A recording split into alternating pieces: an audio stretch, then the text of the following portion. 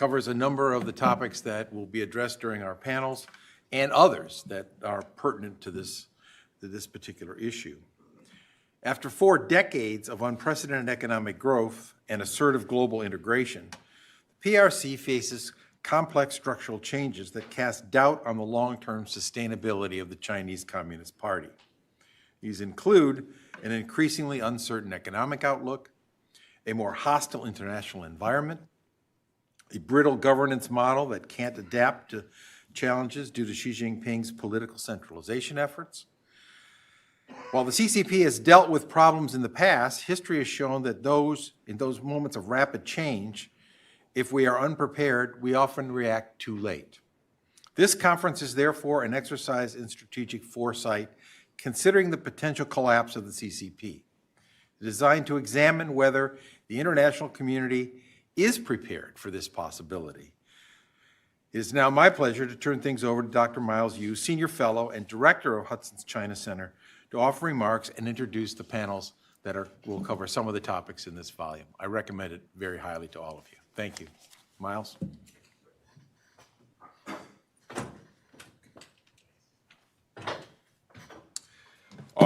Thank you, John, for the remarks and opening this the conference.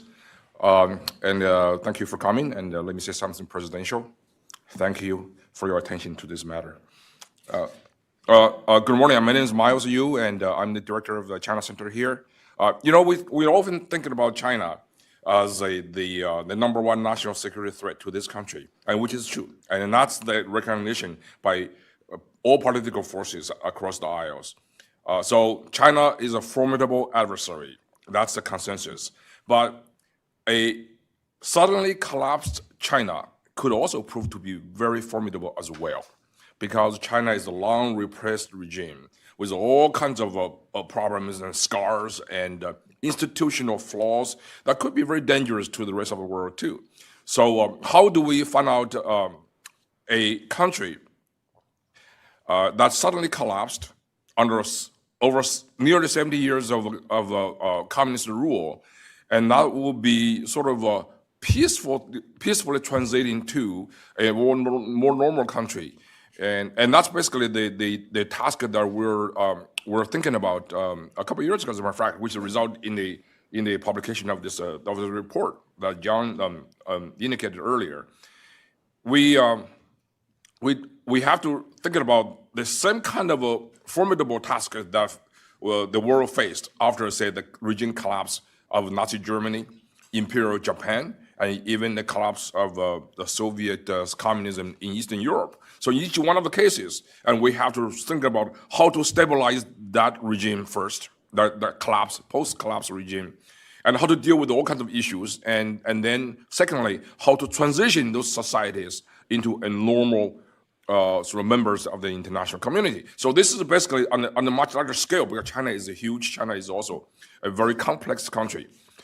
You will see, if in a scenario of a suddenly collapsed regime in China, you would have to deal with, first foremost, I'm thinking about, say, how to prevent ethnic vengeance in places like Tibet and Xinjiang, and how to secure borders, how to secure the nukes and the biolabs, and how do we actually make sure that there will be some kind of truth and reconciliation process in China, because the communist rule of nearly 80 years is full of lies and untruth.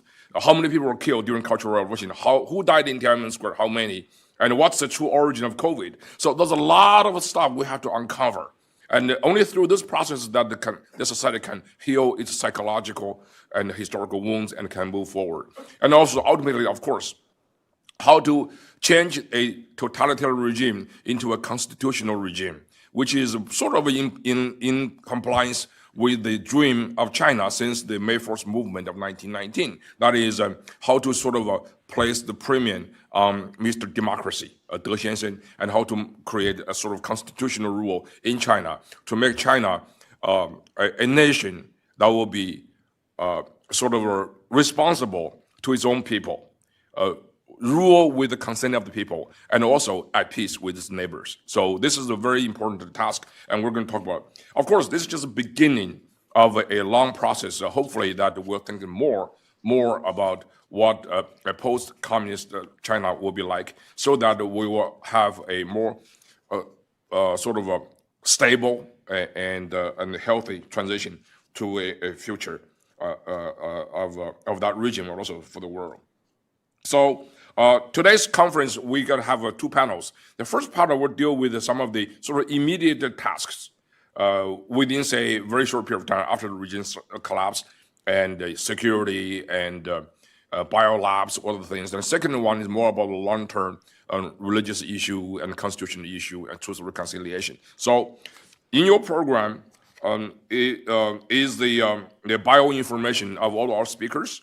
And we'll go basically, we have 7 speakers today, and we have 2 panels, and we'll go, so I'm not going to take much of a time to read the detail of the illustrative bio and careers of each speaker. But we'll go with, first with Mr. Randy Shriver, and then followed by the Gordon, is that right?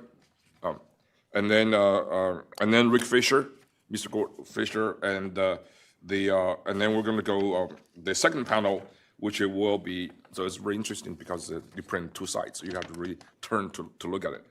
Anyway, it's in your program, so I'm going to basically, when the beginning of the second panel starts, I'll read the order in which the speaker will speak. Right. First of all, let me turn the podium to Mr. Randy Shriver. Randy.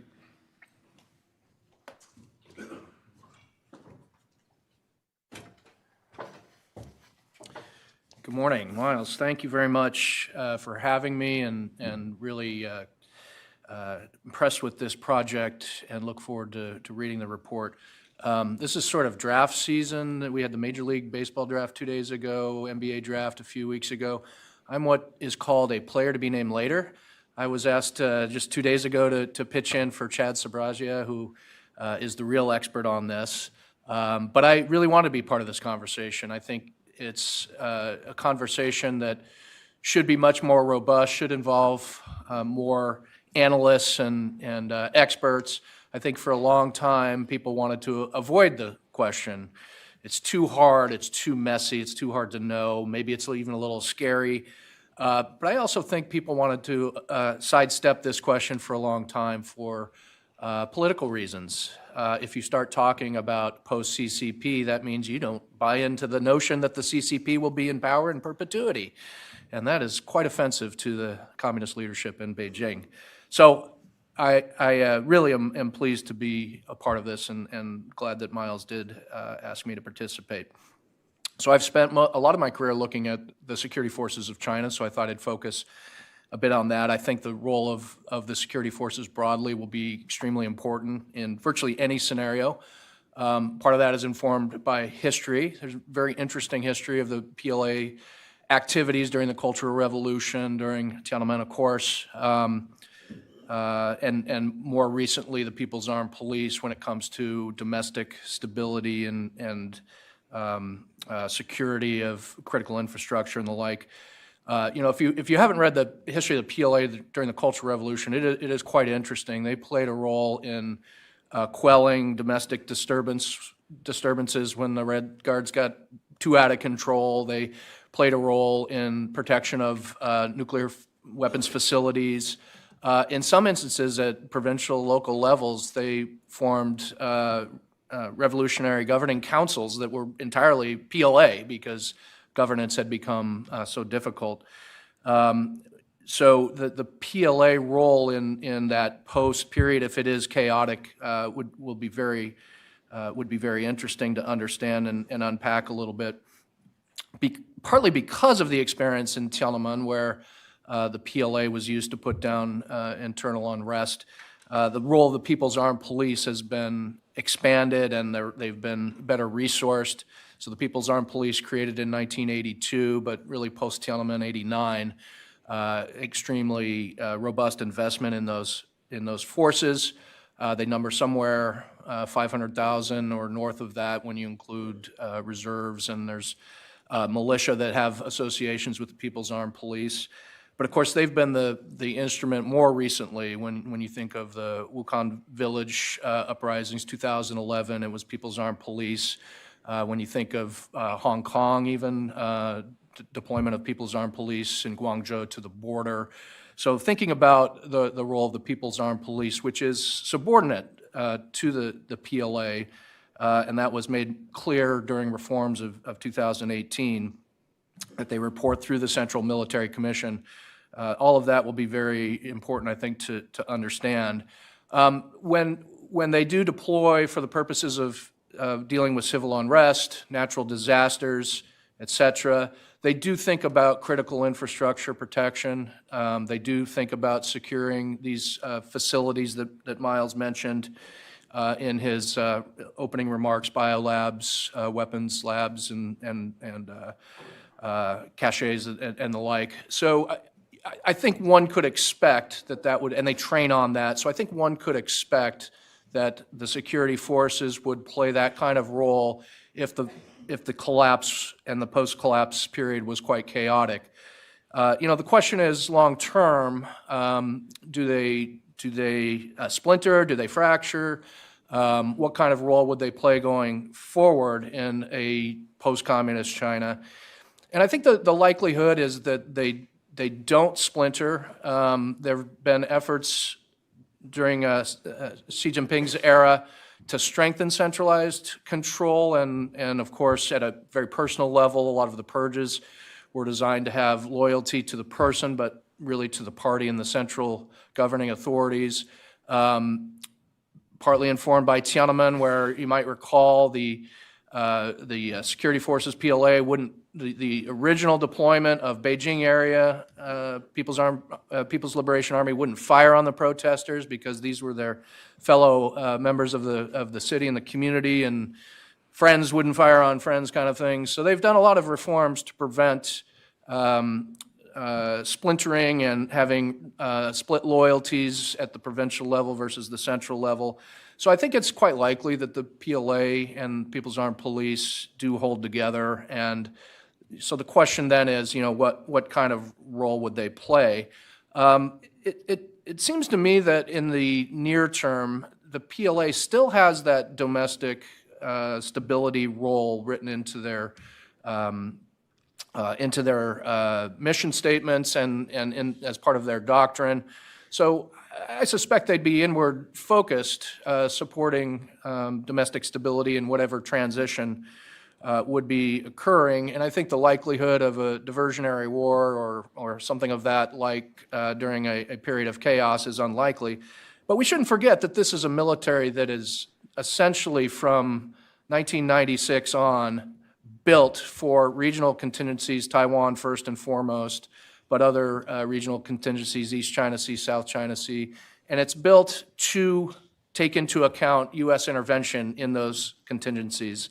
So post-96 is really, and the Taiwan Strait crisis and the deployment of 2 U.S. aircraft carriers is really where this notion of anti-access area denial, A2AD, comes about. A2AD being an English term that we've put on the doctrine, but nonetheless, this is a military that has invested heavily. It's quite capable when it comes to operationalizing these regional contingencies, and they very much have us in mind. A lot of their power projection is to deal with U.S. forward deployed forces or forces that might surge to the area. So as we think about a post CCP PLA, I think whatever government comes into power is going to inherit a military that is 2 million plus strong when you count reserves, built for power projection, for regional contingencies, really built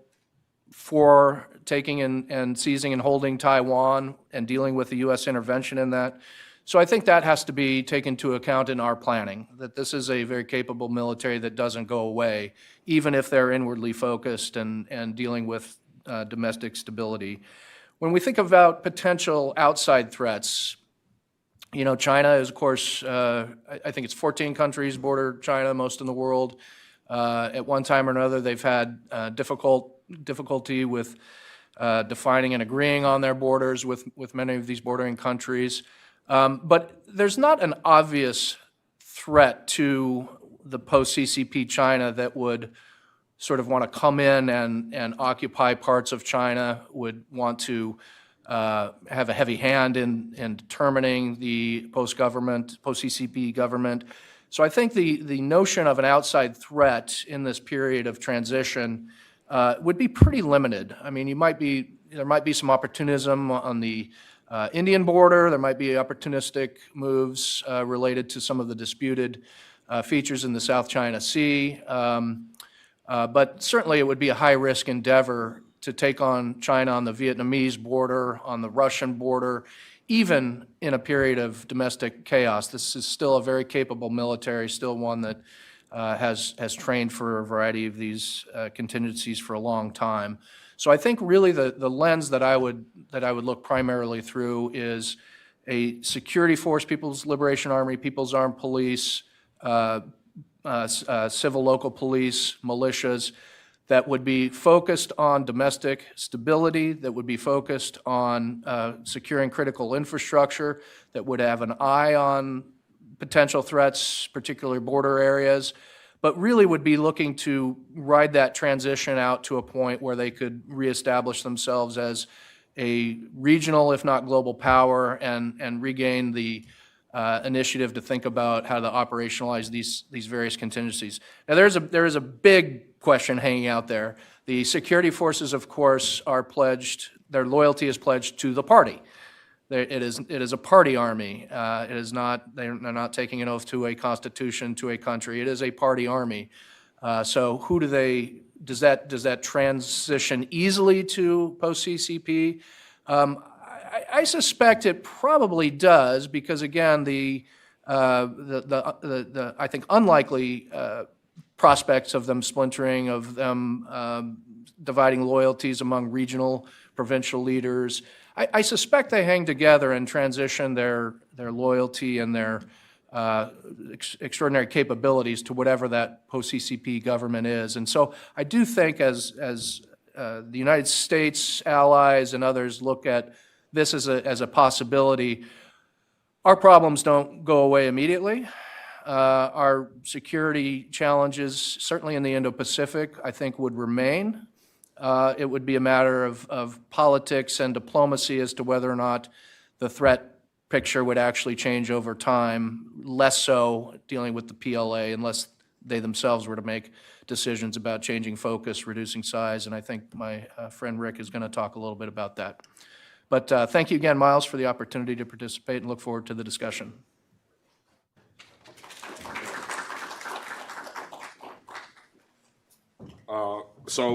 And I'll finally, for those, mostly for the benefit of those people watching online, I'm going to basically give you a sense of the order of speakers.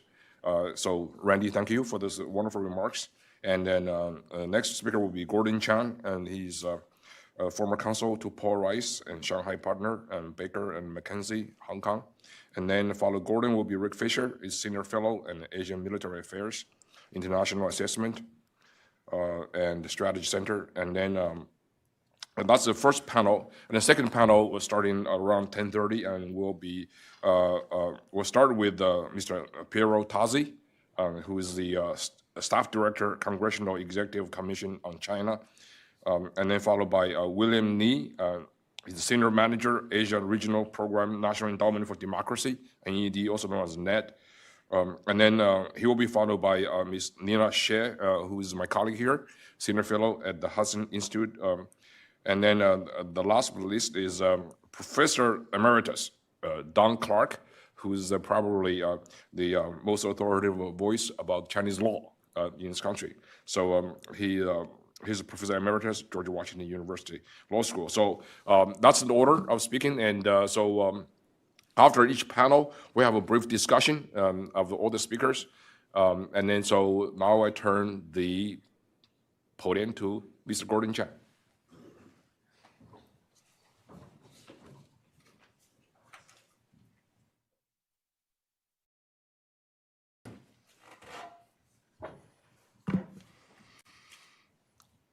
Thank you, Miles, and thank you all for participating today. The question for me is simple to state. What do we do when China collapses? And of course, there's a lot on this to-do list. I'm going to talk about things that we should do, and maybe as important, I'll talk about a few things that we probably shouldn't try to do in the moments after a collapse. Now, there's a lot of things for us to do, as mentioned. I'm going to confine myself to business and financial matters for the most part. And I'm not going to hold you in suspense. So this is the summary. When China collapses, in other words, when the center is gone, I think that we should start to seize and freeze Chinese assets in our country as fast as we can. In this situation, where we don't know who is running the country, or perhaps nobody's running the country, this is a time when there's going to be chaos. There's going to be chaos in the global and financial markets, which means there's a lot of uncertainty. And it's important for the United States, as the ultimate guarantor of financial security around the world, for us to stabilize things. So, where do we start? I'm going to start with the Chinese banks in the United States. Now, these banks are behemoths. They are the world's largest by almost every metric. And for instance, if we look at assets, a commonly used measuring stick, last year, the 4 largest banks in the world were Chinese. That's no surprise, because that's been the case now for a very long time. Those are what we used to call the Big Four. So in general, one could sort of think that in a Chinese collapse scenario, maybe these banks just chug along, as usual. But that's pretty unlikely. It's unlikely for a number of reasons. So first of all, maybe some party in China who's vying for power thinks it's in his or her interest to try to cause turmoil for the rest of the world. Entirely possible. More likely, somebody who's vying for power wants to loot those banks in order to fund his or her ambitions with regard to China. But also, we know something else. And that is, in a collapsing situation, probably business in China starts to stall, it's reduced, and that means that's going to affect the banks as well. Now, Chinese banks are large, but they are also probably insolvent on a balance sheet basis. In other words, the assets that they are showing are probably not worth as much as they are reported. And that's because a lot of the loans that these Chinese banks have extended is using international standards, are probably worthless or next to worthless. Now, whatever the situation is today, we know that the Chinese central government continues to make these banks viable by funding them. So it doesn't really matter. These banks are continuing to continue. But the point is, in a collapse, maybe the central government doesn't provide the liquidity or can't provide the liquidity. And indeed, in a collapse situation, the loan values on the books of these banks are going to fall dramatically. For the reason is that borrowers are not going to be able to continue business in all probability, which means they won't be able to pay back the banks, which means you have further erosion in their balance sheets. So what does the United States do in this situation? Well, it seems to me that the most important thing for us is to seize the assets in the U.S. Now, they're not big players in the U.S., but they do have depositors. And we need to make sure that those depositors are kept whole and that nobody in China is able to loot these banks or otherwise do something that would take away the assets that are available to American depositors. And that means the comptroller of the currency and the FDIC need to move fast. So earlier rather than later would certainly be my policy. We certainly don't want federal regulators to move after the damage has been done. This raises the issue of coordination. Do we coordinate with bank regulators in other countries? And ideally, of course, we would. But in this situation, when we're talking about rapid deterioration in China, probably time is of the essence. And so I would think that we would want to move sooner rather than later, even if that meant no coordination with others. And if we do things that make sense from a bank regulation point of view, I'm sure that bank regulators in other countries will follow our lead. And of course, what I've just said applies to the non-banking financial institutions in our country from China. The other big issue, of course, is the foreign exchange reserves.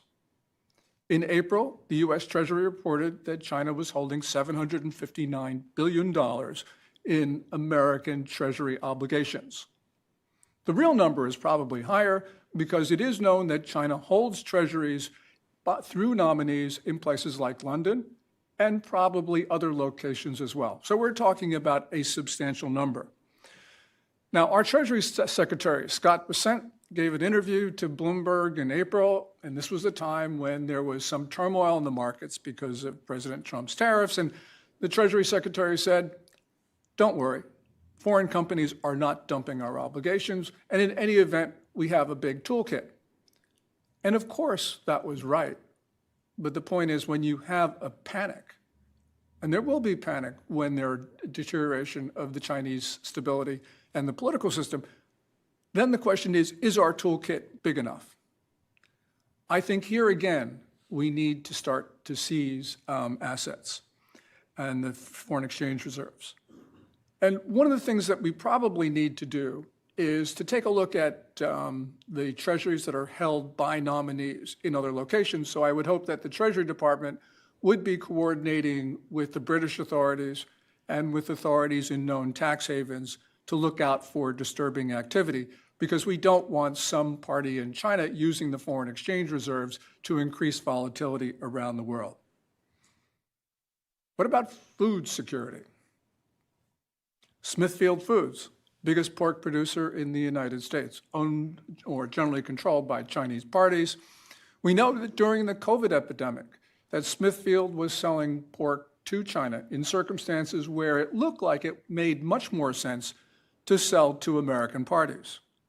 So we can see that China is using its ownership interest in Smithfield in a way that prejudices the United States. And I think that when there's a crisis in China, we should seize the ownership of Smithfield as well. I don't think that we should have ever allowed Smithfield to be owned by Chinese parties, but right now we don't have the political will to take Smithfield back. But as that famous political theorist, Rahm Emanuel, once said, you never let a good crisis go to waste. And in this particular crisis of the disintegration of the Chinese political system, let's do the things that we need to do. On that topic, President Trump has authority. He has authority under the International Emergency Economic Powers Act of 1977. He can even invoke the Trading with the Enemy Act of 1917. What should he do with those powers? Well, I'd like to see him use that to force American business off of Chinese soil.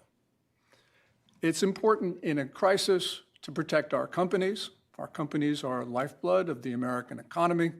Let's try to make sure that they are not disadvantaged by a political crisis in China. Also, there are evacuations of American citizens who work for those companies. Evacuations are always very difficult. Americans in China have continually ignored State Department advisories about the dangers of being in China. And indeed, in an evacuation, maybe the United States can do something about people who live on China's coastline, but it's certainly going to be very difficult for us to evacuate Americans in the central and western part of the country. Let's try and do something. Why should we try and do something? Well, the case of the two Michaels, the two Canadians who were grabbed in December 2018, is instructive. If you remember, the United States asked the Canadian government to detain Huawei CFO Meng Wanzhou because of sanctions violations. The Canadian government did it, and in retaliation, China grabbed the two Michaels. And it just shows a complete disregard in Beijing for its obligations. And of course, this shows that China's willingness to endanger foreigners living on its soil. In a crisis situation, things will obviously be much worse. I'd like to see the President of the United States use his powers to get Americans off Chinese soil as soon as possible. The common thread here is acting fast and seizing Chinese assets when we can. A couple of things we shouldn't do. And here I'm going to diverge a little bit from the business and financial aspects. In a crisis in China, there will inevitably be people in the United States who say that we should try and help one party over another in China because it's in America's interest to do so. And indeed, American presidents have been playing Chinese politics for decades. Yet we have not been very good at that game. And we have seen sometimes some pretty atrocious results where we favor one faction of the Communist Party over another. Especially in a crisis situation in the first 48 hours, maybe first week of the disintegration of the Chinese political system, we definitely should not try and play that game. Related to this, I think that we could very well see an American president say, well, we got to support the Communist Party in this crisis because it's the devil we know. And the idea would be we'd be doing this for stability reasons. Again, this is not something where we have been very good at. For instance, we've had 3 instances where an American president has rescued Chinese communism. Most famous one was 1972. Richard Nixon goes to Beijing in the middle of the Cultural Revolution and saves a Mao Zedong who looked to be in trouble. 1989, George H.W. Bush saves Deng Xiaoping after the Tiananmen massacre. You could even look at 1999, where a period of downturn in China, a period of doubt about the regime, Bill Clinton signs up a World Trade Organization deal to pave China's accession to that organization, which occurred in December 2001, just after his presidency. Now, one could justify what Nixon did. It was the Cold War. Americans felt that we were losing. We needed a friend, yes. But the other 2 instances, no. We rescued a regime that to this day is trying to take down our democracy. So in general, I don't think that we should be trying to play favorites in a Chinese crisis to help a group that may or may not fulfill our wishes. And in any event, throughout history, we haven't been very good at this. Thank you very much.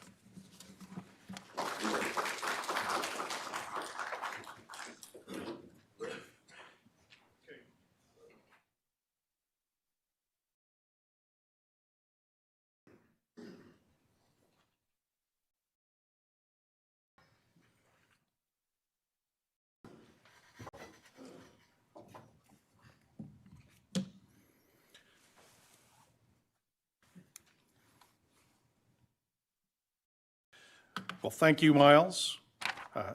Thank you, Hudson, for helping us to imagine a time in which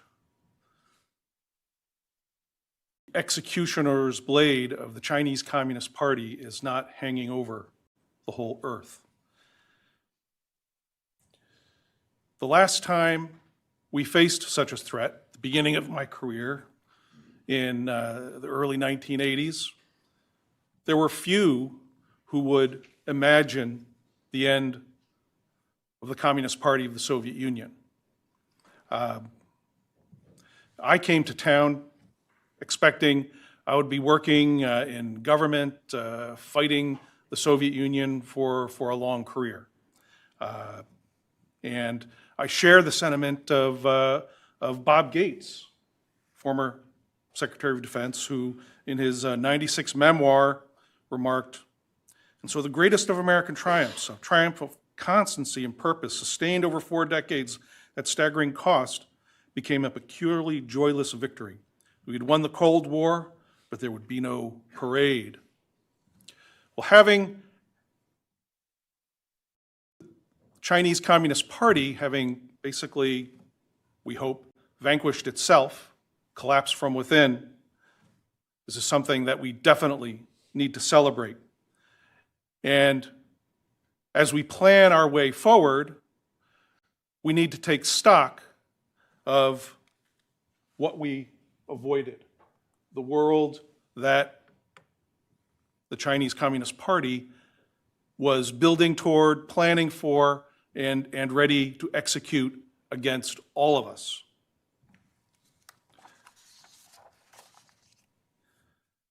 The Chinese Communist Party and its security organs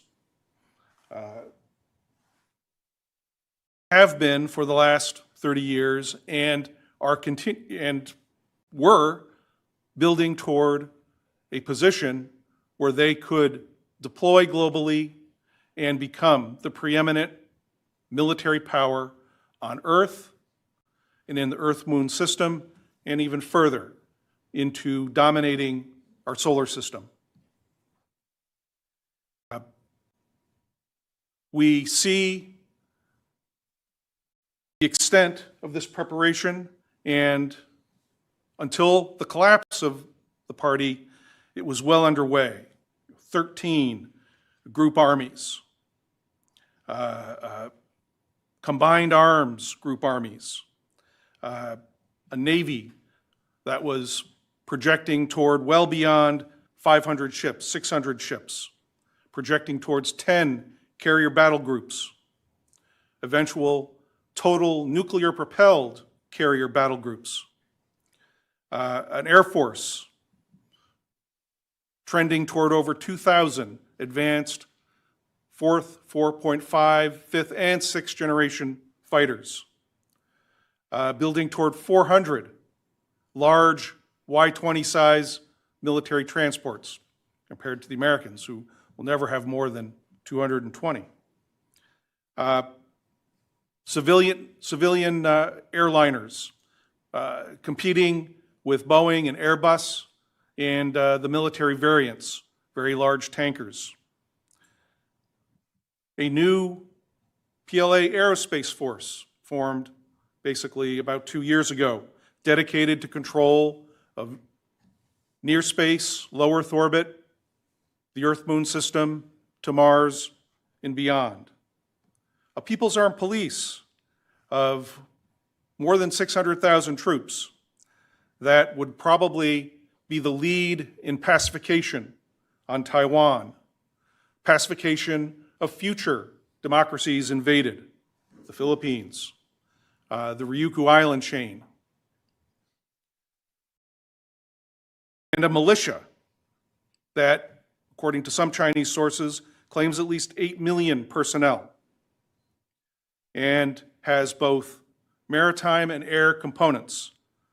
The maritime component, for example, is now building up to a fleet of 80 roll-on, roll-off pure car truck carriers. These are the huge car carriers that you can see pulling into leaving Baltimore Harbor.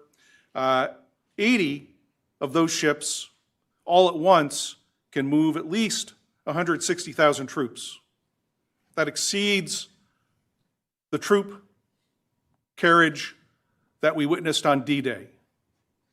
And they could turn around and in 2 or 3 days do it again if they're assaulting Taiwan or New Zealand, other areas in South Pacific, or onto Latin America, where China has tried to stoke a revival of the Falklands, spent the last 15 years trying to stoke a revival of the Falklands War.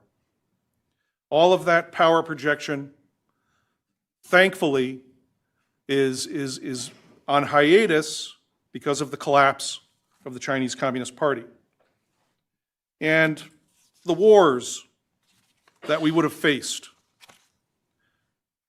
Back in 2013, there was a Chinese internet ditty that was making the rounds. 6 wars China must fight in the next 50 years. Now, it was widely circulated. It was not taken down by the censors, so it had some kind of tacit approval, at least to prepare Chinese opinion for the wars coming, starting with Taiwan and ending with the war to take back lands lost to Russia. Now, of course, 6 is a small number.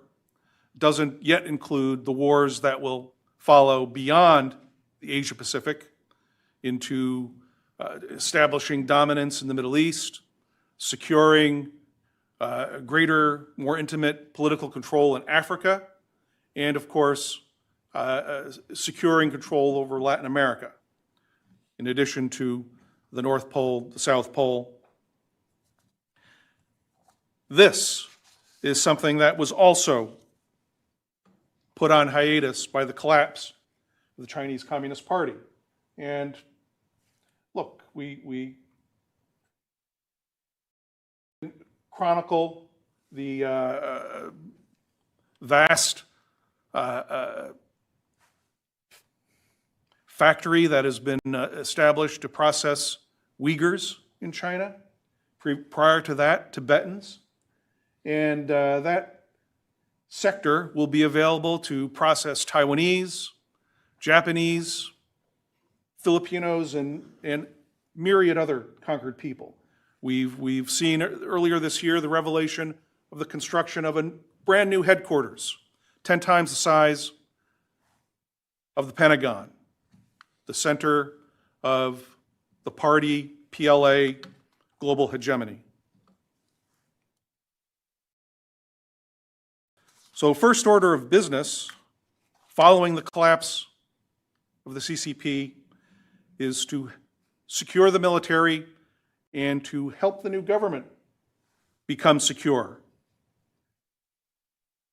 What do we do? Well, my suggestion, big taxpayer-funded suggestion, would be to create a Reconstruction Corps, a division, maybe 10,000 trained, language-qualified individuals who could be deployed both to Beijing and throughout the country to serve as advisors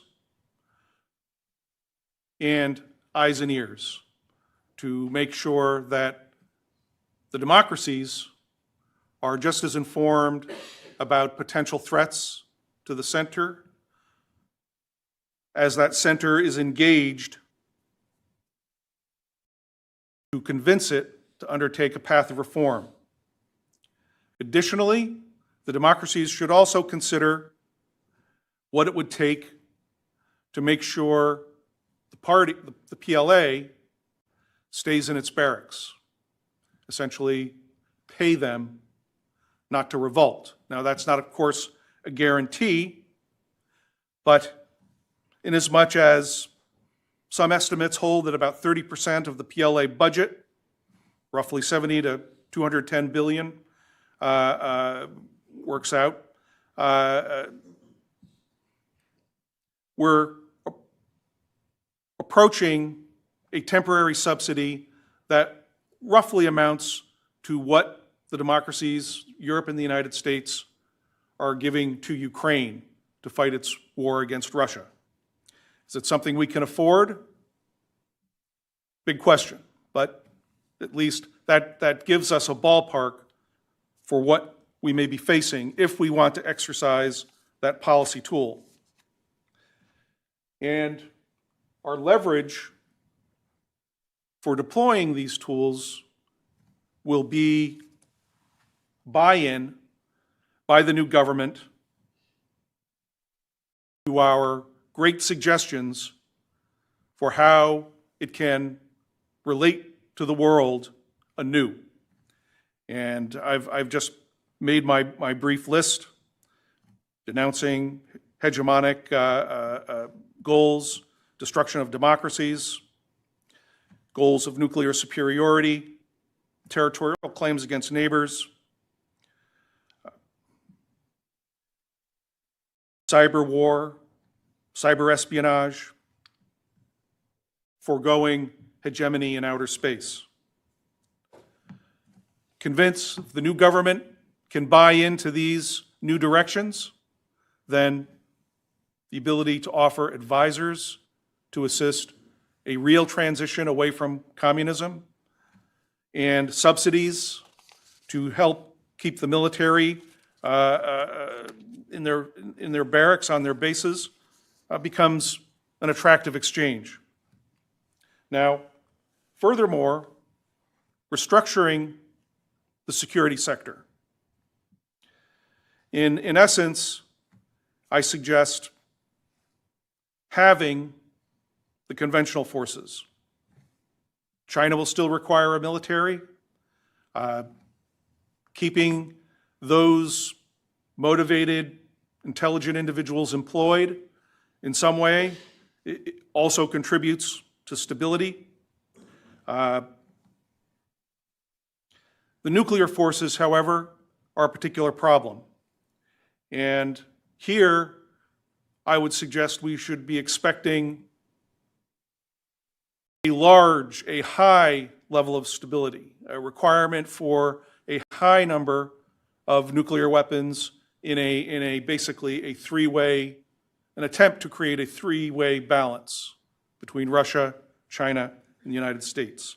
And that should be balanced, of course, by a three-way pursuit of national missile defenses to essentially cancel out the offensive weapons and strengthen the appeal of negotiated limitations going forward.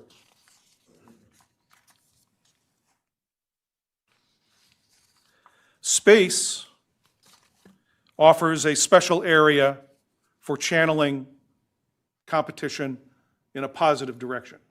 The Chinese space sector is already as advanced as anybody's and is propelled by deep space ambitions. In 2013, their dominant aerospace company announced, we just spent the last 3 years devising a 100-year program to occupy the solar system. That's a commendable ambition.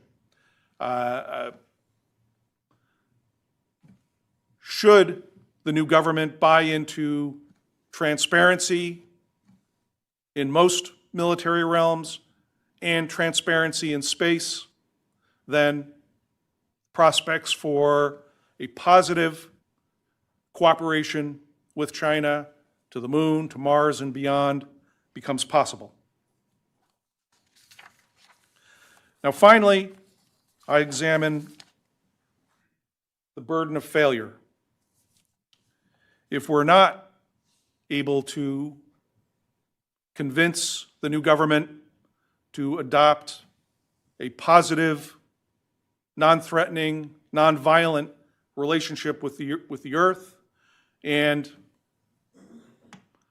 a projection, non-violent projection in space, we will be facing a China motivated by great and dangerous emotions, a potential PLA-controlled China that will redouble the agenda that was put on hold by the collapse of the CCP. So there is a necessity to consider a hedging strategy. What if the collapse leads to something completely negative and totally worse? Then I suggest a sort of minimum force that the democracies should be prepared to gather, starting with about 6,000 American nuclear deployed warheads, 2,000 deployed by Europe, 6,000 theater nuclear warheads, a combined naval force of about 1,200 ships, 20 carrier battle groups, and air forces to support that, and the ability to contest dominance in low Earth orbit, Earth-Moon system, and beyond. It's a burden that I hope we can avoid by quick intervention, engagement with the new leadership, an aggressive effort to convince them to move in a positive direction, to offer minimal supports to help that along. Because if we fail, it will be a terrible future. And I'll stop there. Thank you, Miles.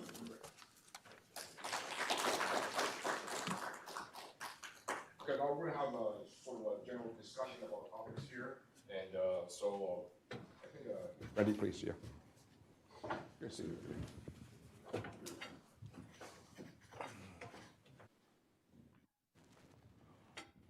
And then if you have time, we have maybe from the audience or some questions. Thank you very much. Three of you bring a very, very unique perspectives on the challenging tasks ahead. In a scenario, I just got a text while I think Rick was speaking. He said, Miles, dream on. You are the only one who's talking about the collapse. How realistic it is.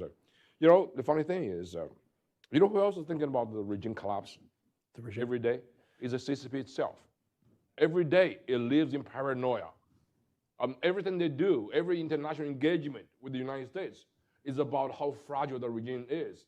They want us to not to do that to inspire Chinese people to basically to change the regime. So this is a very serious thing. Totalitarian regime can collapse anytime. They can prolong also as well. So it's not entirely sort of unrealistic in a way if the Communist Party thinks about it all the time, and so should we, right? Let me go back to the question. You know, in the case of say East Germany, West Germany, when East Germany collapsed, the world expected West Germany would take care of a big chunk of that, sort of stabilizing and transforming the communist regime. And now similarly, you have North Korea, South Korea scenario, right? People would expect South Koreans would take care of a lot of things if the regime collapsed in North Korea. In the case of China, you say, oh yeah, Taiwan, but you know, Taiwan is tiny, small, right? China is big. So the question for you, Randy, is what's Taiwan's role in stabilizing and transforming the Chinese society after the scenario of regime collapse? Should there be some kind of international efforts, like a UN sponsor some enterprises over there? Yeah, it's an interesting question because, of course, from 1949, I guess to the present, if you actually read their party platform, the Kuomintang has talked about being the rightful heir to post-imperial China. And so for years they talked about eventual unification once China reformed and all that. But I think that's largely manufactured, and it's a legacy party position. And the phenomena of Taiwanization of Taiwan, which was inevitable when you looked at sort of the composition of Taiwan, how many were actual ethnic mainlanders, how many were indigenous and Taiwanese. So I think the sentiment for being the rightful heir and coming in and helping govern Greater China is a little less than meets the eye. I think Taiwan would likely in fact, go in the other direction. They would explore the possibility of an independent identity, even pushing it even further, and maybe even de jure independence, maybe not on day one, week one, but I think they'd be inclined to go in that direction before they'd go in the direction of this is our problem to solve and we have a role in governing China given our legacy claims. I'm sure Taiwan would have an interest in stability and certainly want to see mainland China come under some control of a responsible governing authority and address the potential threats from that new government. And so is there a role somewhere given language capabilities, given historical affinities among some Taiwanese? Sure, but I think they are likely to see it as not their problem. Okay, great. Yep, please. Yeah, I would just add, this is also a marvelous opportunity today for the United States to make the point that an independent Taiwan is the best thing for a post-communist China. Ensuring that it exists as this comprehensive university of how to have transitioned from at least authoritarianism and to conduct a sort of ethnic Chinese pluralistic democracy would be essential for the mainland to make the same transition. And making that point, advancing it, helps to create not only an interest in a transition in China, but also an interest in not going to war against their ethnic relations in Taiwan. Yeah, that's true. I mean, also the Taiwan experience itself is a very powerful message, right? People say the traditional society cannot really transition to a democracy. Well, Taiwan is traditional Chinese language, Confucian society, and transform into a vibrant democracy, and that's a very powerful message. I think Taiwan's model is probably inspirational as well as material to impact the post-communist scenario. Second question, Gordon, to you. You know, the Chinese population is very resentful of the fact that the Chinese government, the CCP government, has spent tens of billions, even hundreds of billions of dollars on Belt and Road Initiative to develop some projects in other countries, while Chinese population is pretty much remain pretty in poverty. So you mentioned about all these measures to be taken immediately, freezing Chinese assets, Smithfield, all things. What about the widespread Chinese projects globally, the BRI, Belt and Road Initiatives, all the projects? Would it be nice to just sell them off, get the money to the new government? Yeah, first of all, you're absolutely right. The Chinese people don't like Belt and Road. And it would seem to me that when you have a Chinese political system disintegrating, there's going to be no support for many of these projects. Remember, what China did was it was building the stuff that the private sector didn't want to touch. In other words, stuff that was economically unviable, which means essentially that these projects will fail once it no longer has support from Beijing. And Beijing has been pulling back support for many of these projects, and they've been a bit left abandoned. So I think we're going to see much more of that. And when Rick talked about the Chinese military, I'm not sure the Chinese people are going to want to have as big a military as it currently has. And you're going to start to see, I think, a lot of these assets start to rust away. Maybe not Soviet style, where they're selling off aircraft carriers, but nonetheless, there's going to be a real pullback in ambitions, because the Chinese people say, well, why don't I have good schools, and why don't I have this and all the stuff that you've been talking about, Miles? So clearly there's going to be China, which is much smaller footprint in the rest of the world, even if it does have an ability to project power beyond its borders. Yeah, okay. Rick, I have a question for you. You mentioned about all those measures over there. And now, one thing I found is very interesting is the CCP has a membership of 100 million. What are you going to do with them? Right? You cannot put them all in jail. And so in the, say, for example, in the immediate aftermath of Nazi Germany's demise, we have a denazification program. And in, say, Eastern Europe, people figure out, membership of the Communist Party in places like Czechoslovakia or Poland, who are them actually were sort of informants for the government. So in other words, there's a very deep soul searching about those people who join the party, and either they are the willing executioners of the party, or they join the party for some other reasons other than ideological. So how do you solve the problem? Well, first and foremost, we have to understand that the CCP, like most communist parties, is a secret organization.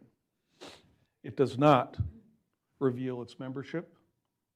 You do not talk about party business.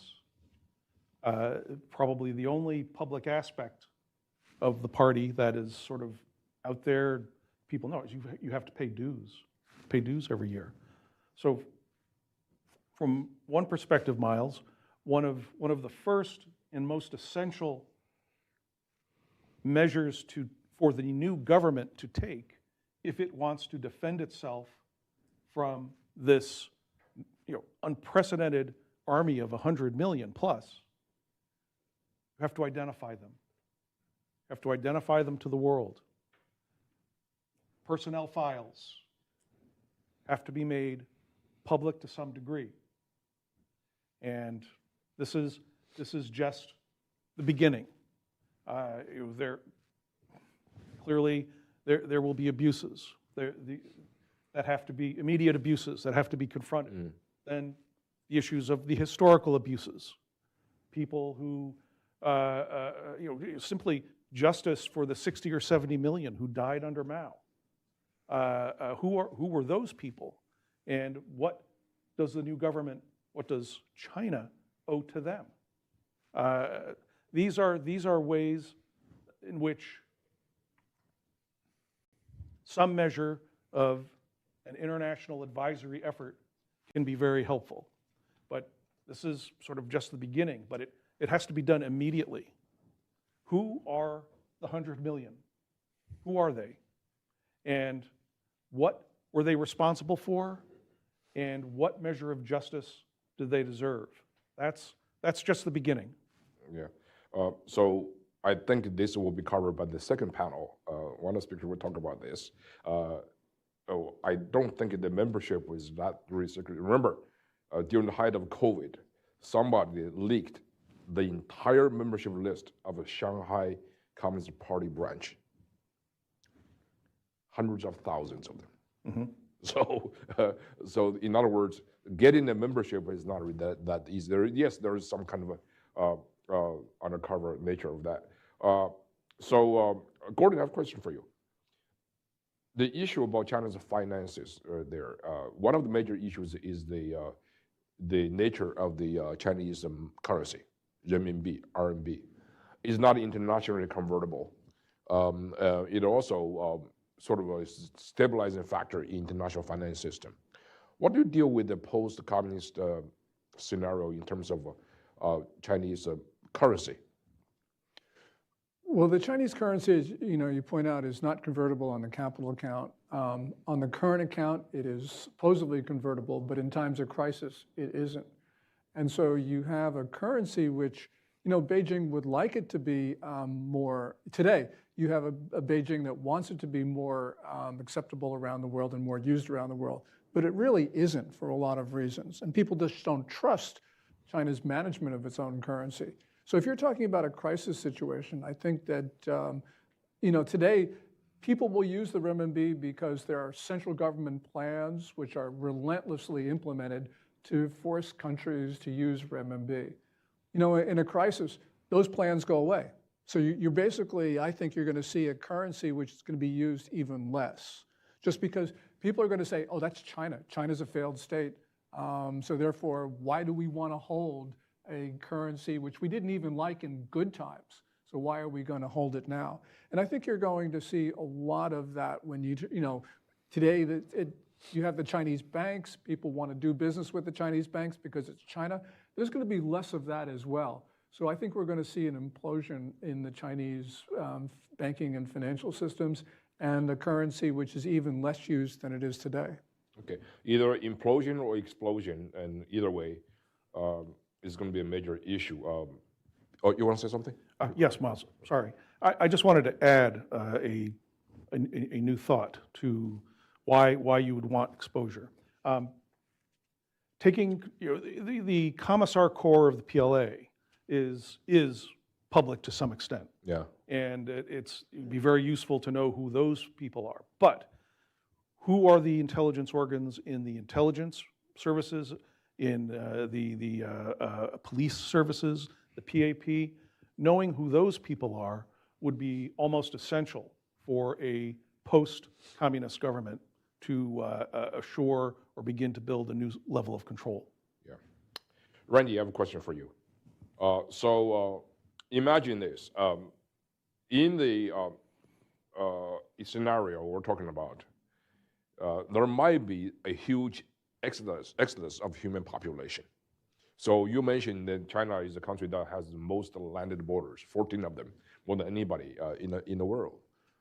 How do we sort of prevent a massive exodus of the Chinese population cross the border to neighboring countries? Not that is not really justified, but just to think about how to stabilize the population so that the neighboring countries would not be sort of overfilled with the immigrants. Would there be some? What would be a corrective measure to prevent that from happening? I don't know that we can, and I think it would be up to each individual country to secure their own border and deal with potential immigrants. In this case, they would be refugees, or they'd be. That's right. Yeah, and I think if you look at other examples, other recent examples, Ukraine, the response of countries like Poland have been quite positive for Ukrainians and the country. So, perhaps there's a way to funnel or channel into the best host country for temporary refugee status. But I don't know that if this is crisis and chaos, and I'm sitting in the National Security Council, I'm not sure on my long list of things to do, preventing Chinese citizens from leaving is very high. I think you'd want some humanitarian effort to ensure they can leave safely and have refuge and temporary status. And that's going to require diplomacy with those border countries. But I think it's going to happen. I think it would likely happen. And there's probably not much we can do to stop it. But can I relate it back to the previous question too?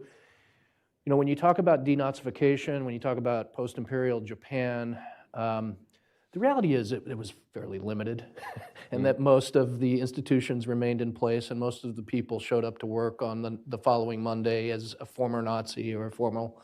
And in Japan, it goes all the way to the emperor, right? I mean, we didn't even remove the emperor, right? So I think Rick's comment about transparency is exactly right. But I think when you look at what you do with that information and the extent of purging, we have another example with de-Baathification, which, That's right. disbanding the military, de-Baathification, which I think was a mistake to the extent that we went so deep into the system to remove people. We had a lot of angry, unemployed people, but we also had institutions that couldn't function. And so I think related to, if the PLA is going to play a role in stability and quelling any domestic disturbance, the PLA, the People's Armed Police, would probably also have a role in managing a refugee crisis if it came about. And so I think with the transparency, we have to have some deftness in how we deal with that, or it wouldn't be us, it would be the follow-on government. I think de-Baathification is probably, the idea is good, but the mistake is to dismantle the Iraqi army and set them loose.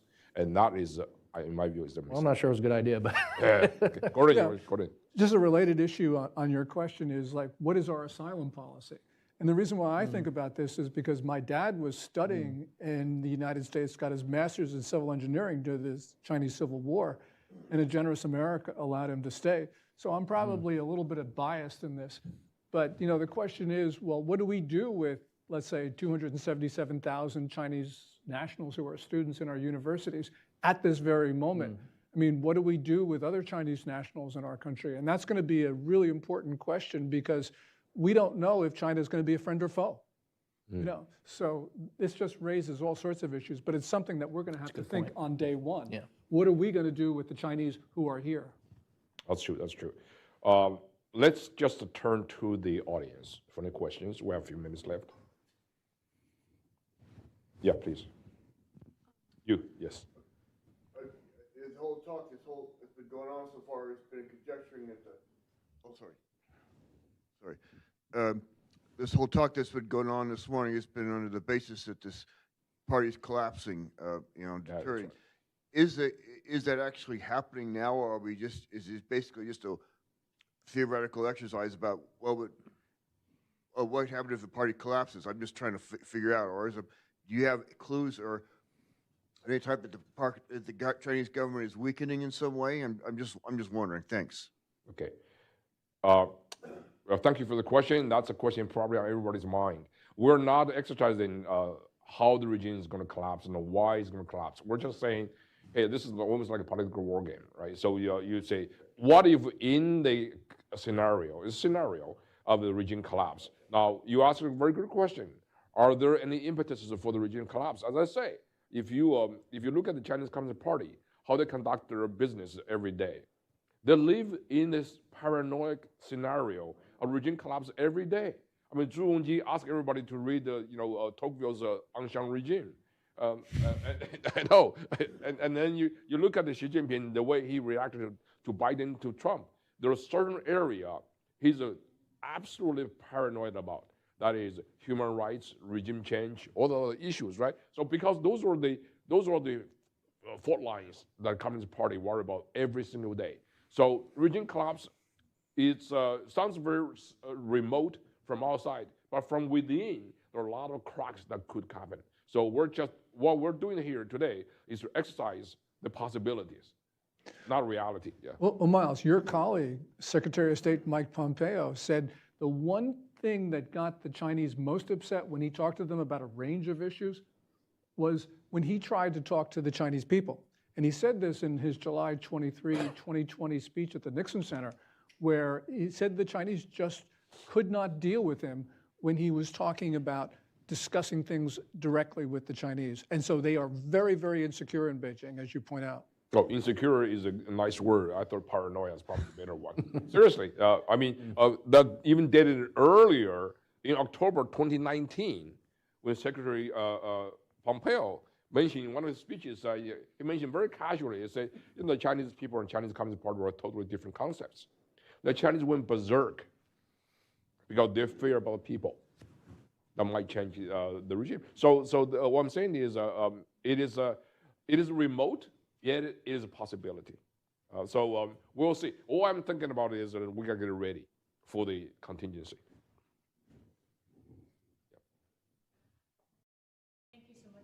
There's a mic. Mike here. Thank you so much for the very insightful conversation and stimulative too. My name is Yuko Mukai, a non-resident fellow, Project 2049. My question is about how, so let's say this scenario happens, what would be the impact, not on the region, but more for the rest of the world? Like, for example, like North Korea, what's gonna happen to them, to Japan, US-Japan alliance, and Russia, Iran.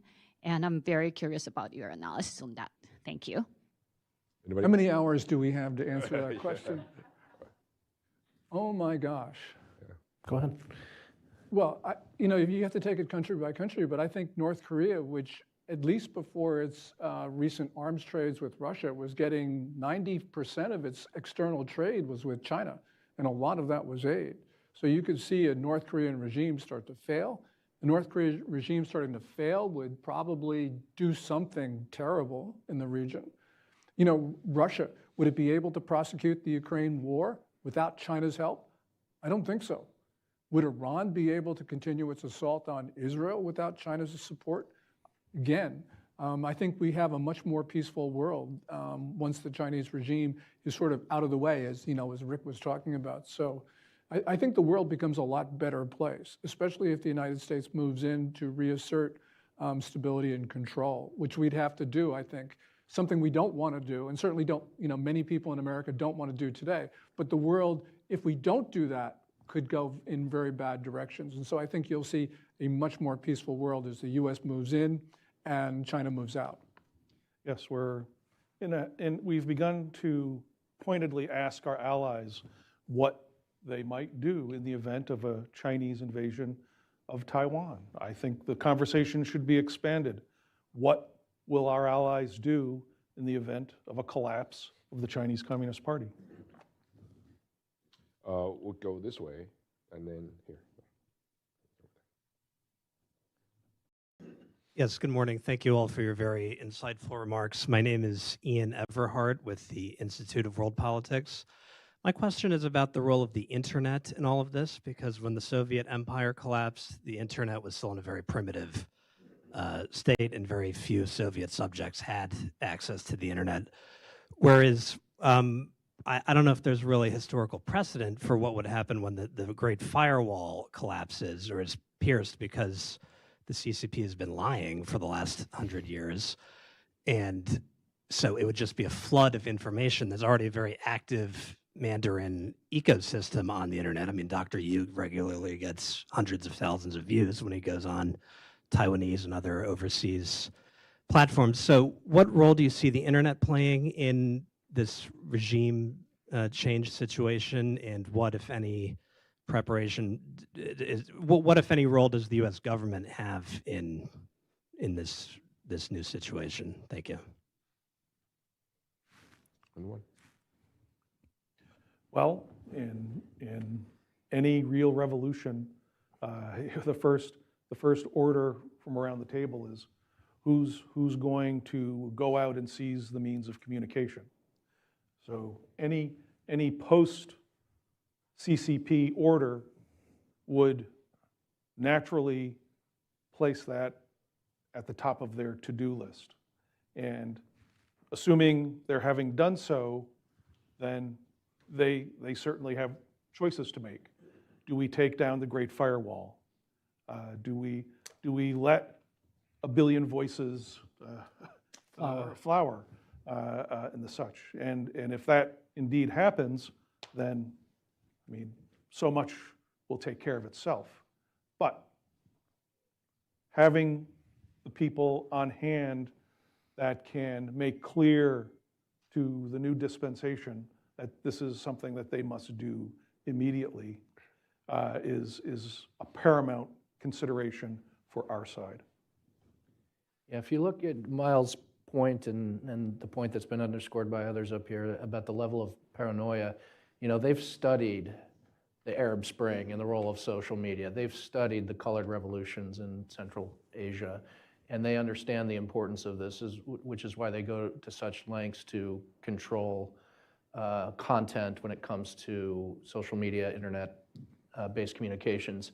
Now, it's interesting. The way they do it is not to completely clamp down on everything, and you know they target, in particular, anti-Xi Jinping, anti-CCP sentiment. But you know there are all kinds of examples where netizens go crazy over one issue or another, and they sort of let it fester for a while, as long as it's not directed at criticism at them. So there is the potential, if the entity that's controlling for one thing, you know, don't criticize the CCP, is gone, then it could be sort of a free-for-all, and it would be really contingent upon a new government to get a hold of that in some sense.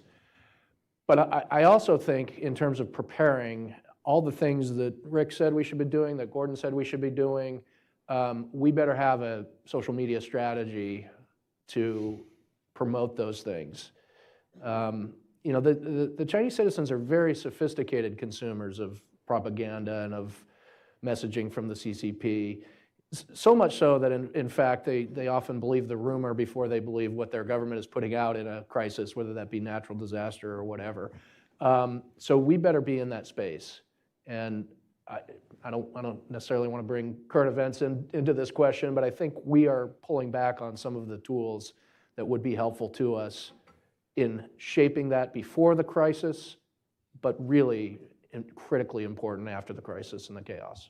To follow on that thread, which is excellent, you know, internet is a very powerful tool. It could be a tool of repression and chaos. It could also be a tool of peace and stability. So in other words, you know, in the scenario we're talking about, there could be some kind of rumors going on and to destabilize the situation. So it's very important to have a voice of truth from somewhere, some central authority, and say, hey, listen, there's no American black hands here and there. There's no sort of food crisis here and there. So there must be some kind of truth to calm down the soul in the scenario of a collapse. Because then you have you might have a lot of displaced population and who basically would have no aim but creating chaos. Oh, one question.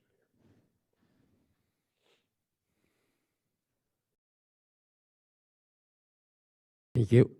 I'm Uyghur, so therefore I'm very interested to know what will happen to the ethnic minorities like Uyghurs and Tibetans in such a scenario, and what they should do, and what would be the policy or attitude of the new regime, which after post-communist would be toward the Uyghurs. Yeah, so I think that question will be reserved for the next panel, so which will be dedicated to issues like that, right? So, but thank you for the question. Okay, lady next to it.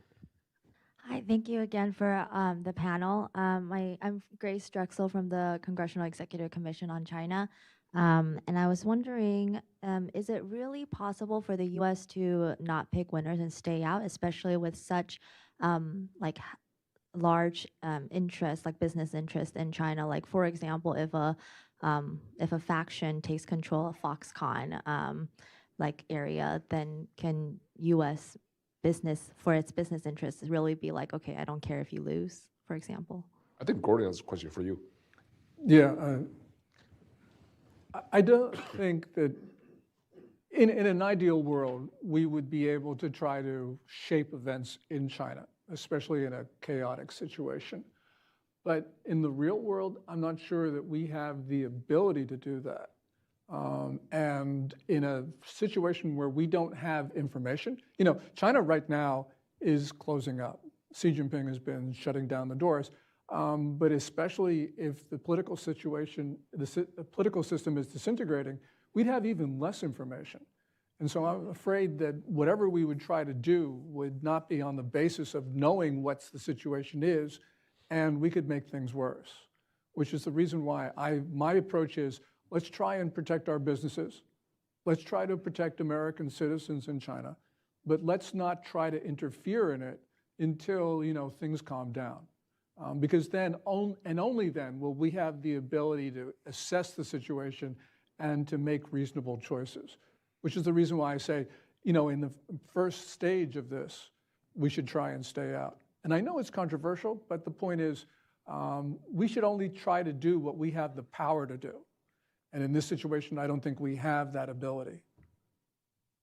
Okay, we have time for one question, and we'll go to you. Thank you all the panelists for being here. My name is Tony. I'm an undergraduate at Wisconsin-Madison. I have a specific question, not towards our allies, but towards our adversaries in the region with specific respect to Russia and North Korea. A weakened China or a collapsed CCP would most likely mean that these foreign adversaries of the United States would try to gain a foothold or influence into the Chinese society, no matter if it's culturally, socially, or economically. And what I want to know is, what could the United States do in an event like this to prevent foreign adversaries to gain a foothold to try to influence China? Thank you. Randy, I think that's for you. Oh, is it? That's a hard one. If this happened today, we have a lot of different problems with Mr. Putin. We have no communications with Kim Jong-un. So being able to be, very deft and nuanced in how we reposition those relationships so that they don't try to exercise undue influence in China or try to take advantage. It would be very, very difficult. I think over time, I would be a little more optimistic about North Korea, because the North Koreans don't like the Chinese. And the alliance notwithstanding, the lips and teeth alliance notwithstanding, it's not by choice, it's by necessity that they've developed this relationship with China. They don't have a lot of power, so in the event of a collapse of China, I'm not sure there's any sort of active role they'd play, but I would certainly be looking for opportunities to really kind of further separate them. In the event a successor government in China is hostile to us, I think there are opportunities to drive a wedge in North Korea. With Russia, all those wedges are there, all those historical legacies are there. If it happened tomorrow, I wouldn't be very optimistic given our relationship with Mr. Putin, which even President Trump seems to be turning on at the moment. But we've sort of got these big fish to fry, and it would be difficult to have a constructive conversation. Down the road, maybe. There's all these fantasies out there about playing the Russia card against China. I don't put a lot of stock in it, but down the road, if there's a collapse in China, maybe. Just one thing. The border between Korea and China has moved hundreds of miles in both directions over the course of more than half a millennia. And in the situation you talk about, if the PLA is internally focused, it's not inconceivable that the Democratic People's Republic of Korea decides it's time to take back some of that land. Because remember, on the Chinese side of that border, there are ethnic Koreans. And they're ethnic Koreans not because they moved to China, but it's because the border changed. And I'm sure that that's in the minds of people in Pyongyang, as well as Seoul.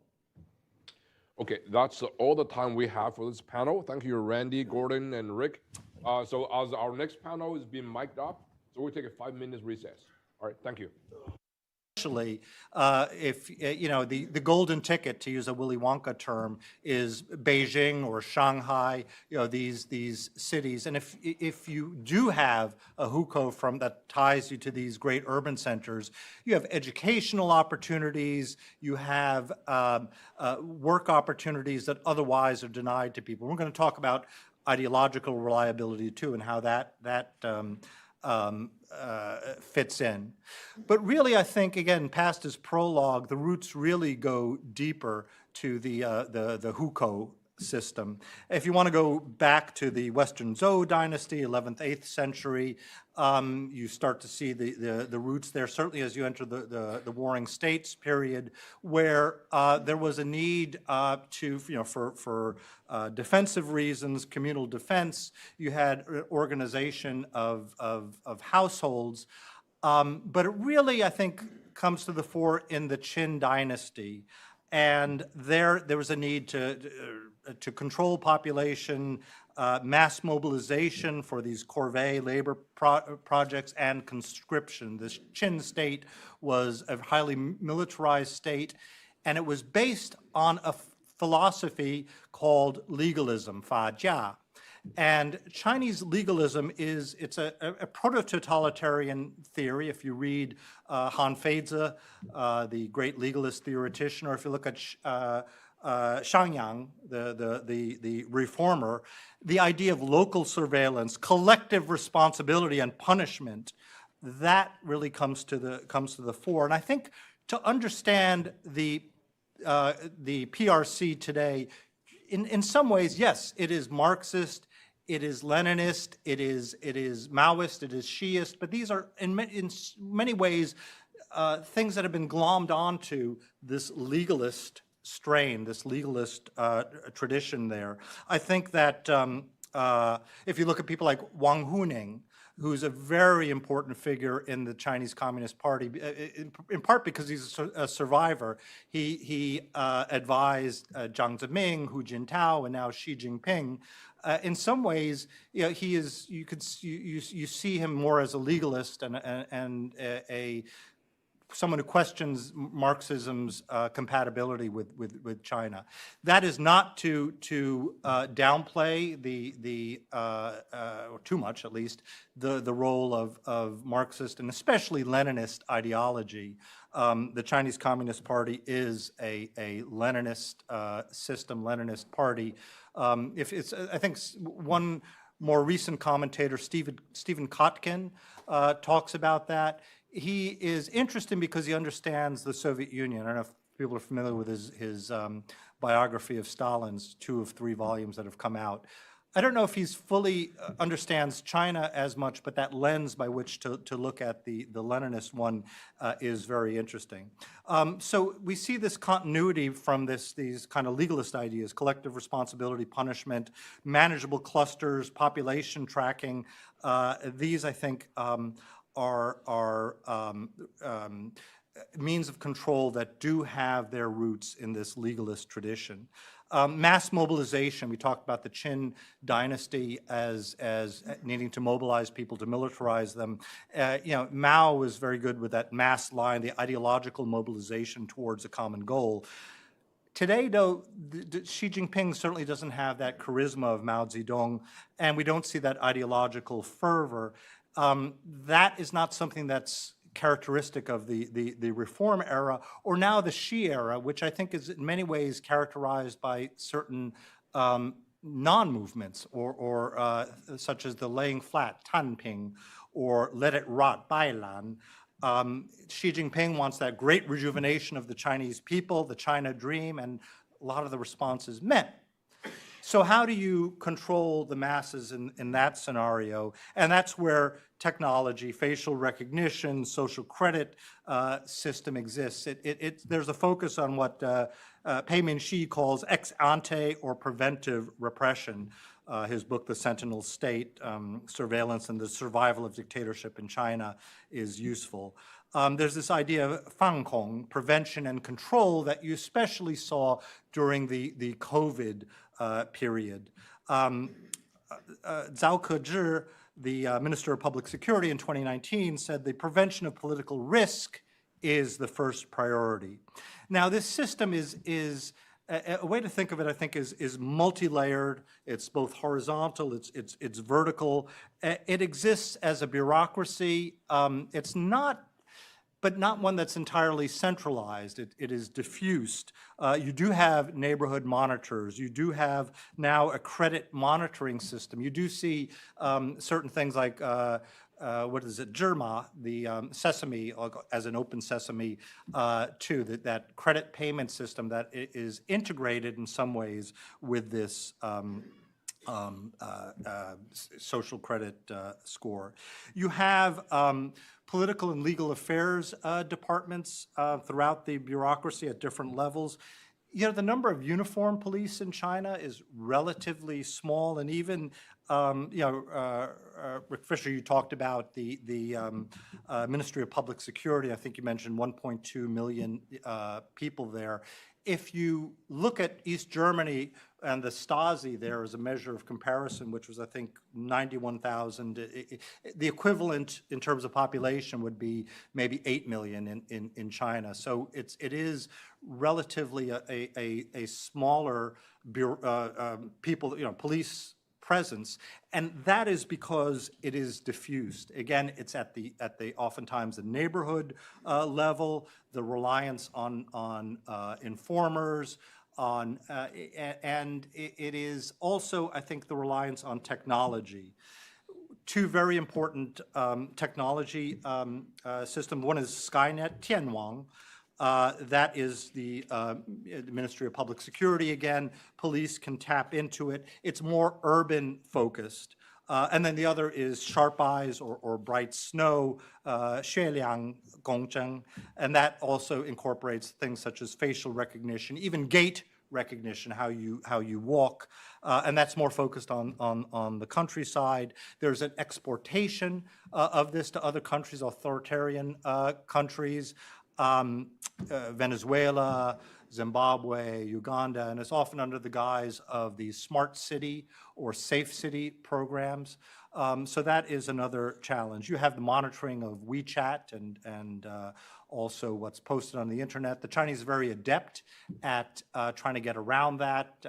People might be familiar with Winnie the Pooh references, so you got to clap down at that. It's a little bit like whack-a-mole there too, because Me Too, the Me Too movement, that was censored, so people would start to, like uncooked rice, and then like a rabbit, tuzi, there, and that would be, and then the authorities are trying to catch on and try to censor these things. The social governance objectives, 社会治理, you have, I think, a lot of that came into its own during COVID and the COVID outbreak there. That was, really, I think, put on stilts in terms of controlling the population. The dossier system. This is something that is very ideological. Your background, your family background, your political background is all kept track of. And there's a kind of a whiff of Maoism here. The idea of the class background. Are you red? Are you black? Red is good. Black is bad if you came from a landowner family or whatever. And it even goes back to the imperial period, that multi-generation idea of punishment as well. One interesting aside, people may have seen that it was, I think, during the COVID period, there was a video that went viral. A police officer was beating a protester and says, "You're going to be punished for 3 generations." And the response was, 3 generations, we are the last generation. And that goes to that idea of kind of laying flat and tanping. How do you motivate a people who are opting out? And that goes to sort of, I think, the idea of society and kind of its brittleness there. But this idea of also, we see this idea of collective punishment. One thing very interesting about your social credit score, if you are connected with kind of people that have bad social credit, your social credit goes down. So you see a lot of defriending there too, and you can become sort of an outcast that way and lose friends. What does that do to social trust, to social bonds? Again, I think a lot of these ideas, particularly collective punishment, it is this legalist idea. Legalism, not just punishments, but also rewards. Han Feize, the ruler who uses law must rely on punishment for those who violate it and reward those who follow it. This, of course, has led to this mindset has led to a lot of social tensions. We see right now, again, post-COVID, especially with the economy, we see these bicyclists in Hunan, we see in Shandong veterans protesting there, and there's this, this concern over the economy. So this idea of stability is being stressed. So that brings us to that what-if scenario after the fall of the CCP. You know, we oftentimes think in Western terms, transitional justice. You know, you look at Cambodia in 1993, how these kind of the Western human rights legal industrial complex, you know, stood to make a lot of money and whatnot there. That's not going to happen in China. China is a great country. What I think you will see, though, is looking back on the resources in the Chinese tradition. If the Qin dynasty was legalist, and it was really the only legalist dynasty per se, the one that really adopted legalism, what followed the Qin? What followed the Qin in terms of dynasty? Anyone? Bueller? The Han. Thank you, Mr. Ni, who's not Chinese, but yes, the Han dynasty followed that. And the Han dynasty rejected legalism. The justification for regime change, the loss of the mandate of heaven, was in Confucian Mencian terms. Liu Bang, the emperor, it was a rejection, overt rejection of legalism.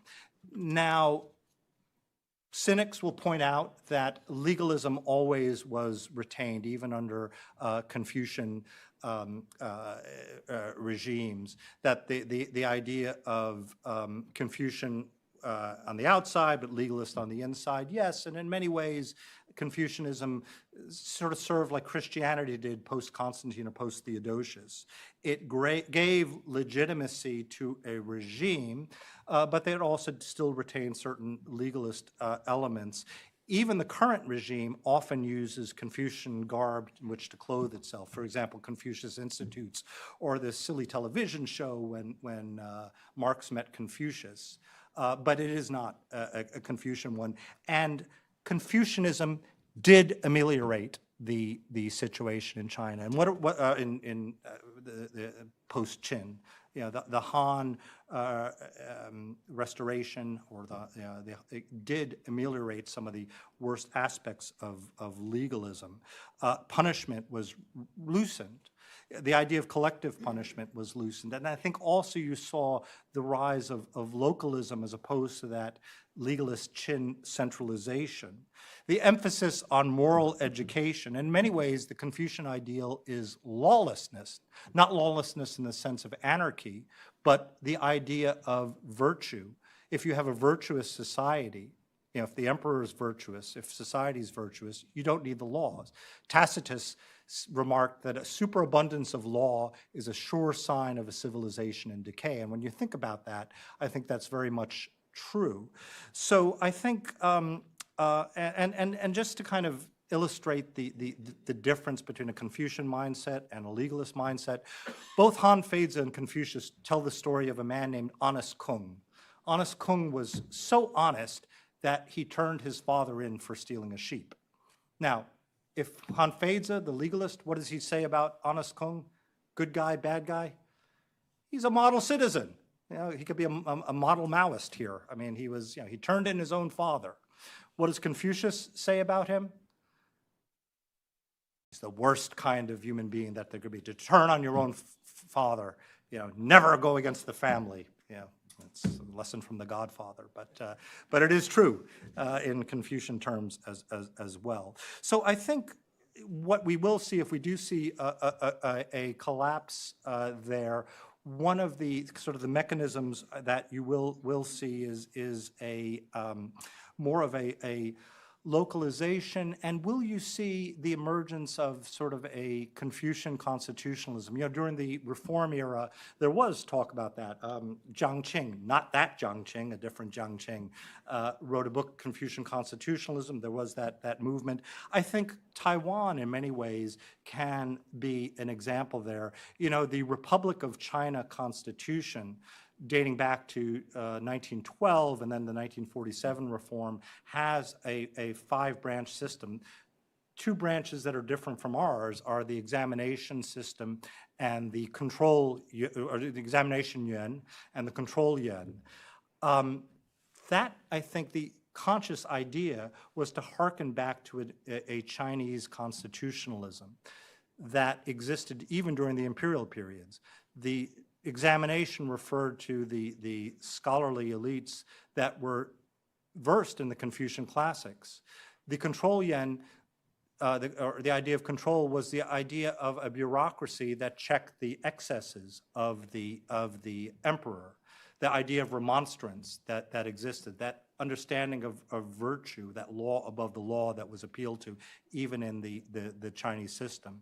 So I think you might see something that is more indigenous there too. The ROC influence, right now Lai Ching-te is giving 10 speeches on 10 topics. He's talking about human rights, he's talking about democracy, sovereignty.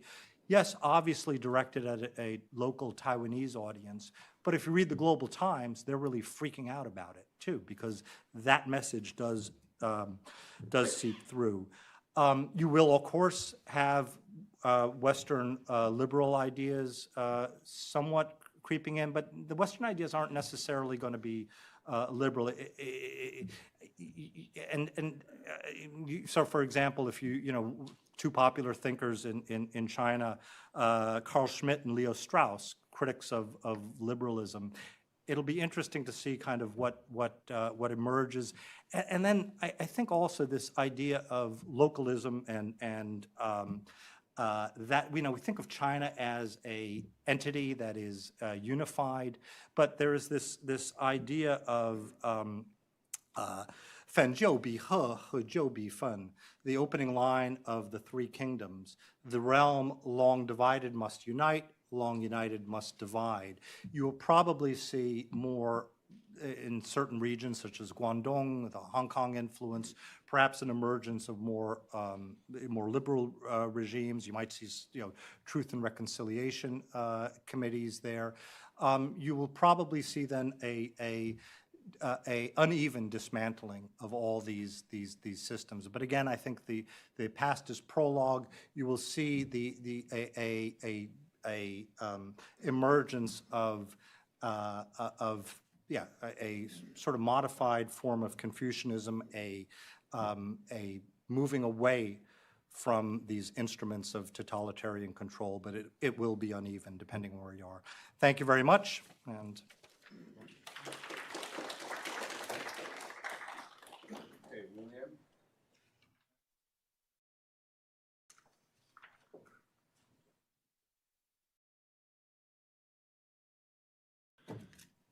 well, first of all, thanks for Hudson for having me, and Miles and Colin in particular. And let me just say that I'm giving these remarks not in my NED capacity, just in my personal capacity. And that's partially because the more I thought about the topic of transnational justice, the more daunting it became. So I'm just kind of going to go over a few of the challenges and problems, and then also talk about a few of the advantages that China may have and how we can potentially build on some of those strengths. Obviously, there's a lot to pull on and look at in the international community and the experience. There have been truth commissions of some sort or another in Guatemala, Morocco, the Philippines, Chad, Bolivia, Argentina, Chile, Nepal, El Salvador, Ireland, and so on. And of course, also in the post-communist space, and particularly in the post-Soviet states, where it may be more because of the Leninist system, more useful for China to draw on. But I think of an experience I had about 10 years ago. You know, I was with some Chinese human rights lawyers, and they were looking at cases of injustice. And we had an American who was talking about taking on cases of injustice and using DNA evidence to challenge these cases. And I thought it was a wonderful session after a whole day workshop. But these Chinese lawyers felt that this was inappropriate for the Chinese situation and that their particular situation, their particular institutions deserved its own model. And I think that that's partially the case. And so that's to some extent the case because of the challenges, including, number one, the very long history of the CCP. So we have some of the very well-known human rights abuses, atrocities that have taken place.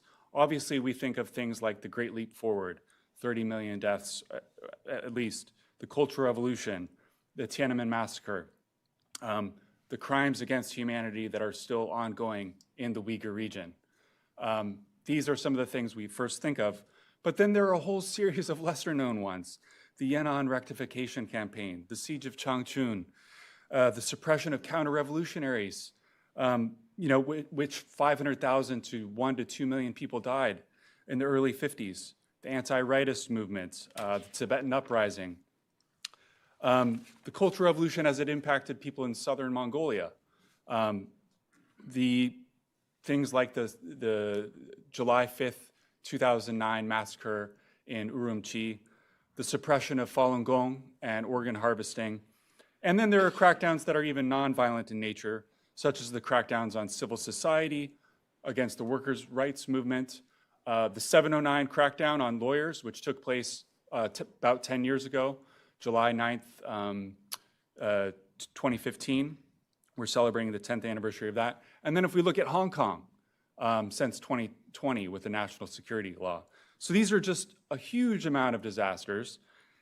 And that doesn't even take into consideration issues of economic, social, and cultural rights violations, where we see lots of petitioners continuing going to Beijing to get some form of redress. So there's the question of where do we begin? There's also another challenge of there's a lack of a strong opposition right now.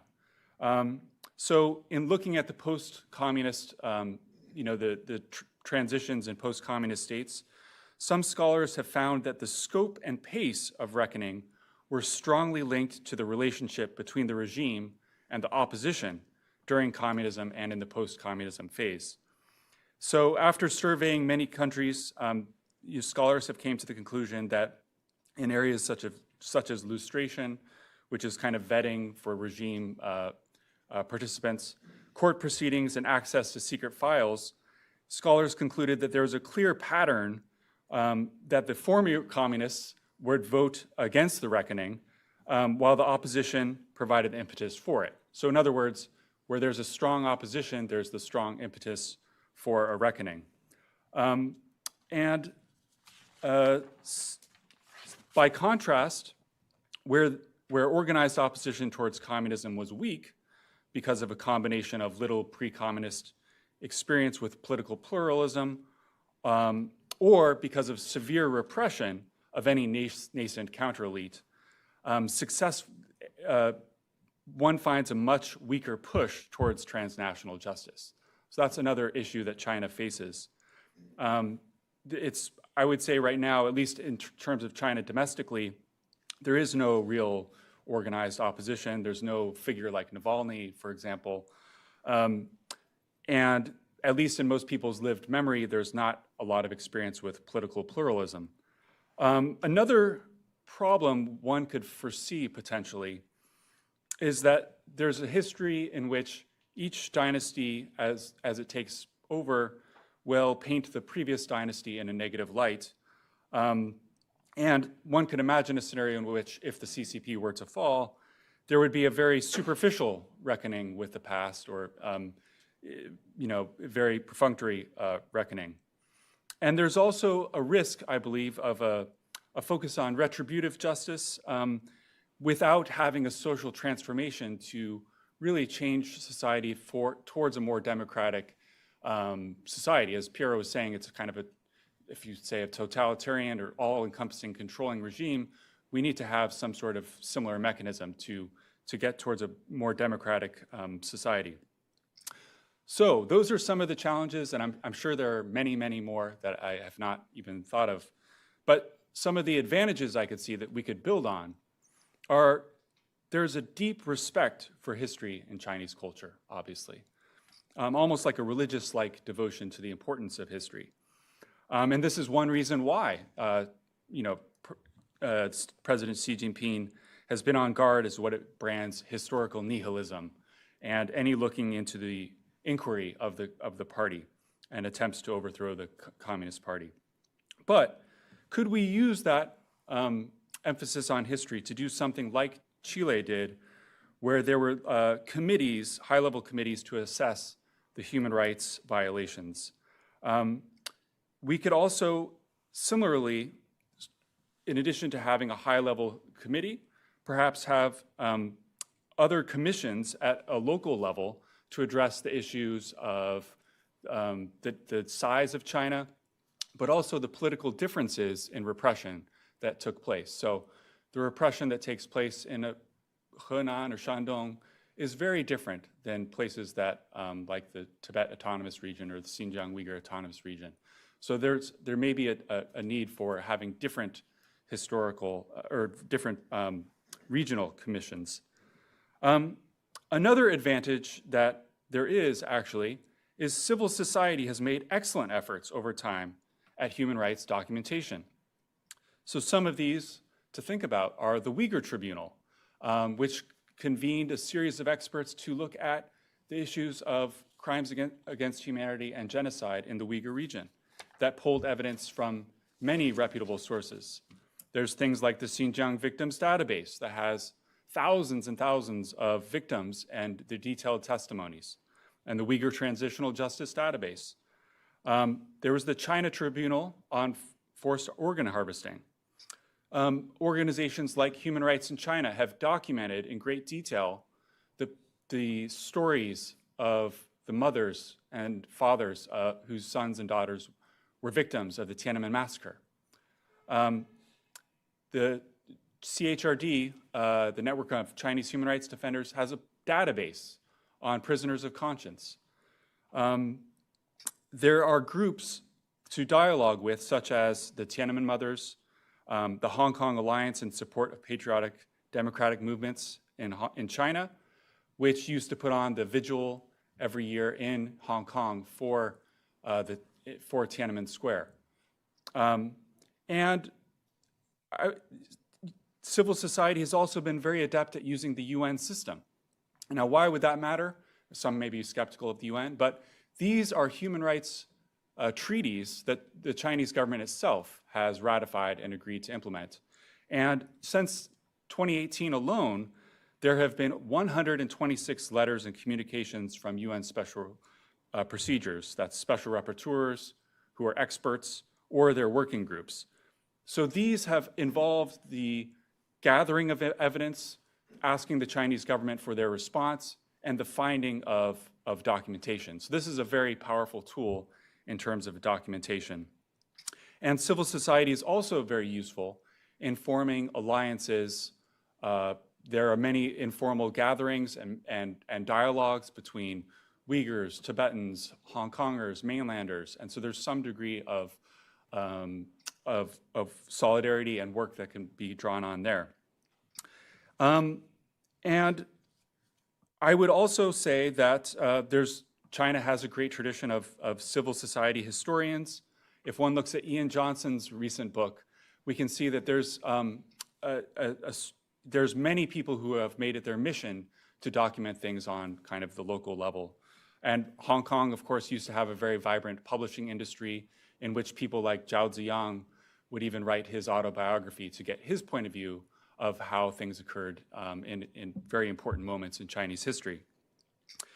And finally, I will say that we can make use of China's religious communities. And maybe this isn't something that people would normally think of, but they have a deep commitment to their communities, and in many cases, an emphasis on restorative justice. If one thinks of even like Pastor Wang Yi, who is talking about repenting and caring for the souls of the people who are persecuting him. Well, could these religious communities be something to potentially engage in dialogue with in a post-communist society. Perhaps we could draw on that. Obviously, the Dalai Lama, His Holiness the Dalai Lama, has set forth a path of dialogue. Furthermore, there are intellectuals such as Ilham Tohti, who had spent their whole lives, their careers, trying to build dialogue and understanding. He's in prison, but hopefully someone like that could also be used in a post-communist society to bring about transitional justice. And I think a final takeaway is, I really appreciated some of the first session talks to hear about some of the disaster scenario planning and the contingencies there. But maybe there's even the possibility of another scenario where we talk about the great rejuvenation of the Chinese nation, Xi Jinping's main tagline that he's always promoting. But can this only be done through fear, through the coercive measures of the security state and power projection?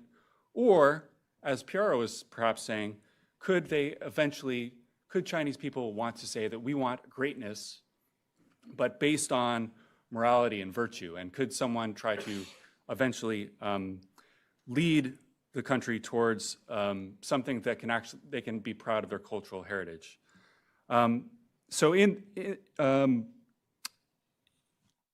Currently, it's not really the great rejuvenation of the Chinese nation it's not compatible with denying freedom of religion, having Uyghurs in concentration camps or in prisons where we have no idea if they even had a lawyer of their choice, and for controlling the internet. This is not a way towards greatness. So true greatness will require this kind of transition. And so I hope that some of these ideas, having a historical commission and to look at the truth, and then also having provincial and local bodies to engage in dialogue with civil society, with religious leaders, and with the common people could be some of the paths towards a new future. Thank you very much.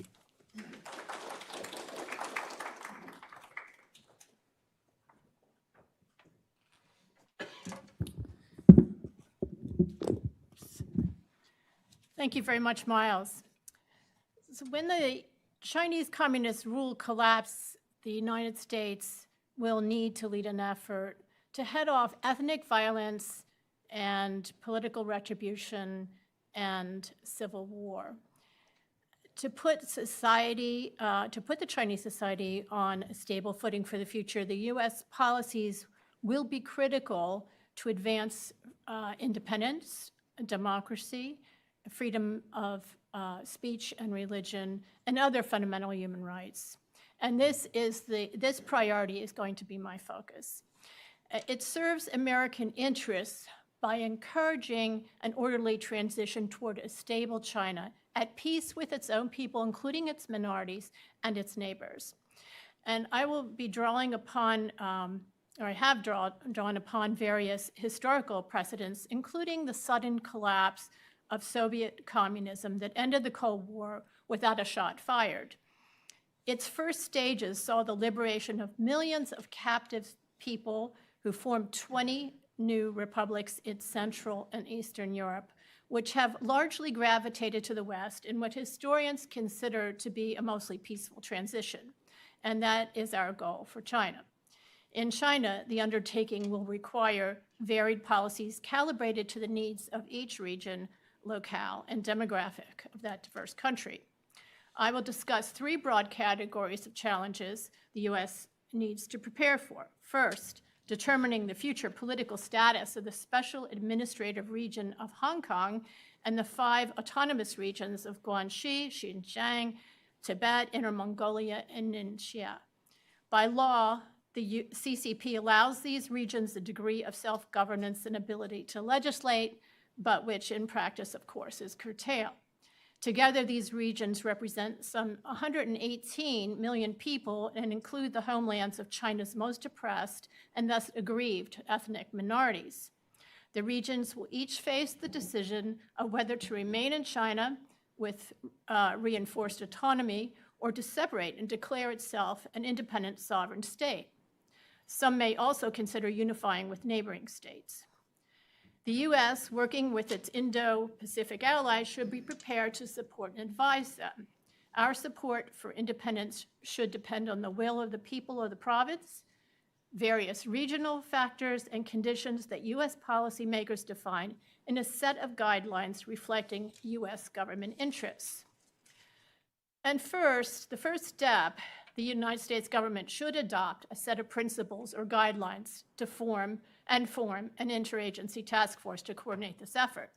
Principles that the President George H.W. Bush administration adopted on the eve of the Soviet Union's dissolution provides a solid basis. If followed, the new republics could expect U.S. cooperation and assistance. These 5 guiding principles were, first, self-determination consistent with democratic principles, recognition of existing borders, support for democracy and rule of law, preservation of human rights and the rights of national minorities, and finally, respect for international law and obligations. The U.S. should take the lead in weighing whether secession is a viable option for each autonomous region on a case-by-case basis and in consultation with regional leaders and neighboring powers. In some cases, Washington may determine that secession is unrealistic. For example, an unresolved border dispute exists with a neighboring country, in which case the U.S. should make clear its opposition. These states will go ahead anyhow, as we've seen in the past, but they will not get U.S. assistance. Critically, the U.S. quickly recognized the newly declared states of Eastern and Central Europe in 1989 and 1990 and exchanged diplomats with them. By mid-1990, democratically elected governments had replaced all of the former communist regimes of Eastern Europe. In Poland, Hungary, East Germany, and Czechoslovakia, newly created center-right parties formed these governments. It is noteworthy that some of the new democratically elected leaders, such as in Bulgaria and Romania, were reformed, that's a key word there, were reformed communists who emerged from the Communist Party, and the U.S. did not hesitate to recognize them as legitimate as well. Due to the fast-moving events at the end of the Cold War, democratic voting to choose leaders of the new government sometimes came months after the United States showed political support for the new de facto leaders. For example, with the large peaceful protest movements called the Velvet Revolution gaining momentum in Prague through November 1989, Czechoslovakia's communist government resigned in December, and the longtime communist president, before resigning himself, appointed political dissident Václav Havel as the new president to replace him, which the Communist Party-dominated rubber stamp parliament unanimously approved. President Havel came to Washington for an official working visit 3 months later, and he was invited to then address a joint meeting of Congress. It was not until June 1990, 6 months after the former president appointed him, that Czech citizens finally voted Havel into the presidency through free democratic elections that established a new parliament. Another possible scenario is that one or more Chinese provinces may seek to merge with a neighboring country. And I'm thinking of Inner Mongolia with the Republic of Mongolia, for example, or Hong Kong and Guangdong, or Fujian with Taiwan. The United States should give this careful consideration should arise, keeping in mind the unique circumstances that allowed the reunification of East and West Germany. In November '89, the U.S. acted quickly in investing heavily in areas of diplomacy, trade, and defense to support West Germany. West German Chancellor Helmut Kohl, who unexpectedly announced in November '89 a program for free elections in East Germany and a path for reunification with West Germany. So to sum this up, 1, the U.S. should be prepared with guidelines for independence, which must be widely disseminated, similar to the ones used at the Soviet breakup. U.S. support is conditioned on acceptance of these guidelines by the newly emerging states. 2, the U.S. should make a preliminary determination whether independence would serve American interests before pledging our support. 3, the U.S. should expect that all 5 of China's autonomous regions and Hong Kong to choose independence. A Han majority in a minority area or strong CCP control in a particular region does not preclude a vote for independence, as we saw in the Soviet Empire breakup. Skilled U.S. diplomacy will be needed to renegotiate more robust autonomy guarantees for any autonomous region that remains in China. The U.S., together with its allies, should be prepared to provide expert advice, logistical help, and validation of the outcome in free and fair referendums. The U.S. should quickly recognize the new sovereign states and establish diplomatic relations with them. It should help them gain acceptance from what remains of China and from the world. It should facilitate any mergers involving new states and in resolving border disputes, especially those concerning the China-India border. The U.S. should recognize as legitimate those voted to leadership posts in China and the newly independent countries in free and fair elections and referendums, including reformed former CCP members, invite heads of state and parliamentary leaders for official visits to Washington within months of their taking office to empower them and their democratic system, strengthen their country's sovereignty, and facilitate bilateral relations. And finally, to further solidify the sovereignty of the new republics, the U.S. should support their entry as member states into the UN, ASEAN, and other key regional and international organizations. And they should also be brought into regional defense alliances. So let's go through some of these autonomous regions and into special region. So with its demonstrable passion for democratic freedom, Hong Kong will undoubtedly be at the forefront of those seeking independence from China as soon as the opportunity arises. And with its recent democratic experience, high degree of human development, and vibrant economy, it's the most likely to succeed. Hong Kong has a proto-national constitution in its basic law, recent experience with a multi-party system, and a legislative and judicial infrastructure that can be reinvigorated with free and fair democratic elections, which should include those in the diaspora. The U.S. should give Hong Kong the political, legal, and diplomatic support to make the transition to independence consistent with U.S. guidelines. Then there's the Xinjiang Autonomous Region, which will undoubtedly seek independence from China at the first opportunity, as well as no bonds of trust with Beijing can exist, given the genocide it has suffered under CCP rule. Several well-organized Uyghur diaspora organizations advocate for a peaceful democratic transition. They express pride in the Turkic ethnic group's long history on the steppe of Central Asia, their millennial-old culture, and their Muslim religion. The U.S. should support Xinjiang in the determination of its future status. While Xinjiang would have numerous reasons for optimism as a free nation, it will have to overcome formidable challenges, including resentment against its large Han minority, some of whom were sent there just to oppress them, the influence of Islamist extremism across its borders. The diaspora organizations from Xinjiang in the United States and other Western nations will be a valuable resource for democratic nation building. It will need strong U.S. support. Tibet is the home to the ethnic Tibetan Buddhist community. Ethnic Tibetan communities are also found to live in various Tibetan autonomous prefectures and counties in other Chinese provinces. Small, relatively poor, and severely oppressed, Tibet will be facing two choices with the collapse of the CCP regime, in my view. One is to pursue independent sovereignty or to remain in China with strengthened greater autonomy. Most of Tibet's population of about 3.6 million people no longer speak Tibetan, and many of them are Han Chinese transplanted there under the CCP's forced assimilation policy.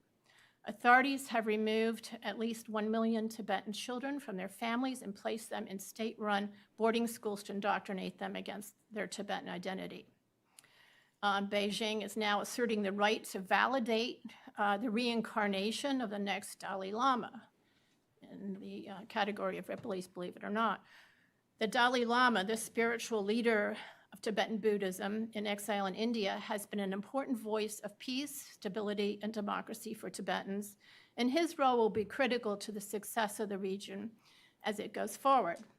He publicly declares that he rejects independence for Tibet and instead seeks meaningful autonomy, espousing a middle way policy. Whether he or his successor will continue to hold this view in the absence of the CCP pressure remains to be seen. The entire population of Tibet, including the exile community, should have the opportunity to vote democratically to determine independence. As the Dalai Lama's website declares, he established democratic governance for the Tibetan government in exile. Another important consideration is Tibet's borders. U.S. diplomats will need to help resolve whether and how to include the autonomous Tibetan prefectures and counties within the country and to deal with the border conflict with India. If there is no resolution to the border dispute, the U.S. should consider measures to reinforce Tibet's autonomy. The Tibetan Policy and Support Act, which President Trump signed into law in 2020, lays some groundwork for this and can be built upon. It establishes an official U.S. policy of the right of the Tibetan Buddhist community to select and venerate its own religious leaders, and specifies sanctions for Chinese officials who interfere in the selection of his successor. In addition, the act requires a U.S. consulate in Lhasa, and it should quickly appoint a consul in that eventuality. Inner Mongolia, the Ningxia Hui province, both have grievances based on forced cultural assimilation policies of Beijing, and I would expect them to vote for independence as well. They and Guangxi should be supported if they do. Then there's the matter of egregious human rights violations. A few, and these are only a few examples of immediate action steps that the U.S. should ensure if the U.S. moves in there, follow. One, free all political and religious detainees, including the 9 Catholic bishops currently in secret detention, and the prisoners, all prisoners, including those held in unofficial detention places, forced labor camps, and psychiatric institutes, including Xinjiang's large re-education camp complex, and the 2,000 political prisoners in Hong Kong, including Jimmy Lai. 2, stop forced sterilizations. These are steps that can be taken immediately. Stop forced sterilizations and forced abortions in Xinjiang and elsewhere where it occurs. In both Xinjiang and Tibet, release the combined estimate of 2 million children forced into state boarding schools and reunite them with their families. In all hospitals and transplant centers, suspend organ transplant surgeries until organ donations are determined to be voluntary. Reopen houses of worship that have been shut or repurposed. Allow houses of worship and religious organizations to operate independently from patriotic associations and similar state and party organizations. End CCP indoctrination, re-education, and ensure free speech and the free flow of information, including in minority languages. Reform textbooks, which, for example, teach Xi Jinping's sayings, such as, quote, "Our struggle with the West is irreconcilable, and so will be even very sharp." They've got to go. So that concludes. There's a Chinese proverb that a crisis is an opportunity riding a dangerous wind, and the U.S. effort to advance freedom and justice can help make this a beneficial opportunity for all concerned. Thank you very much.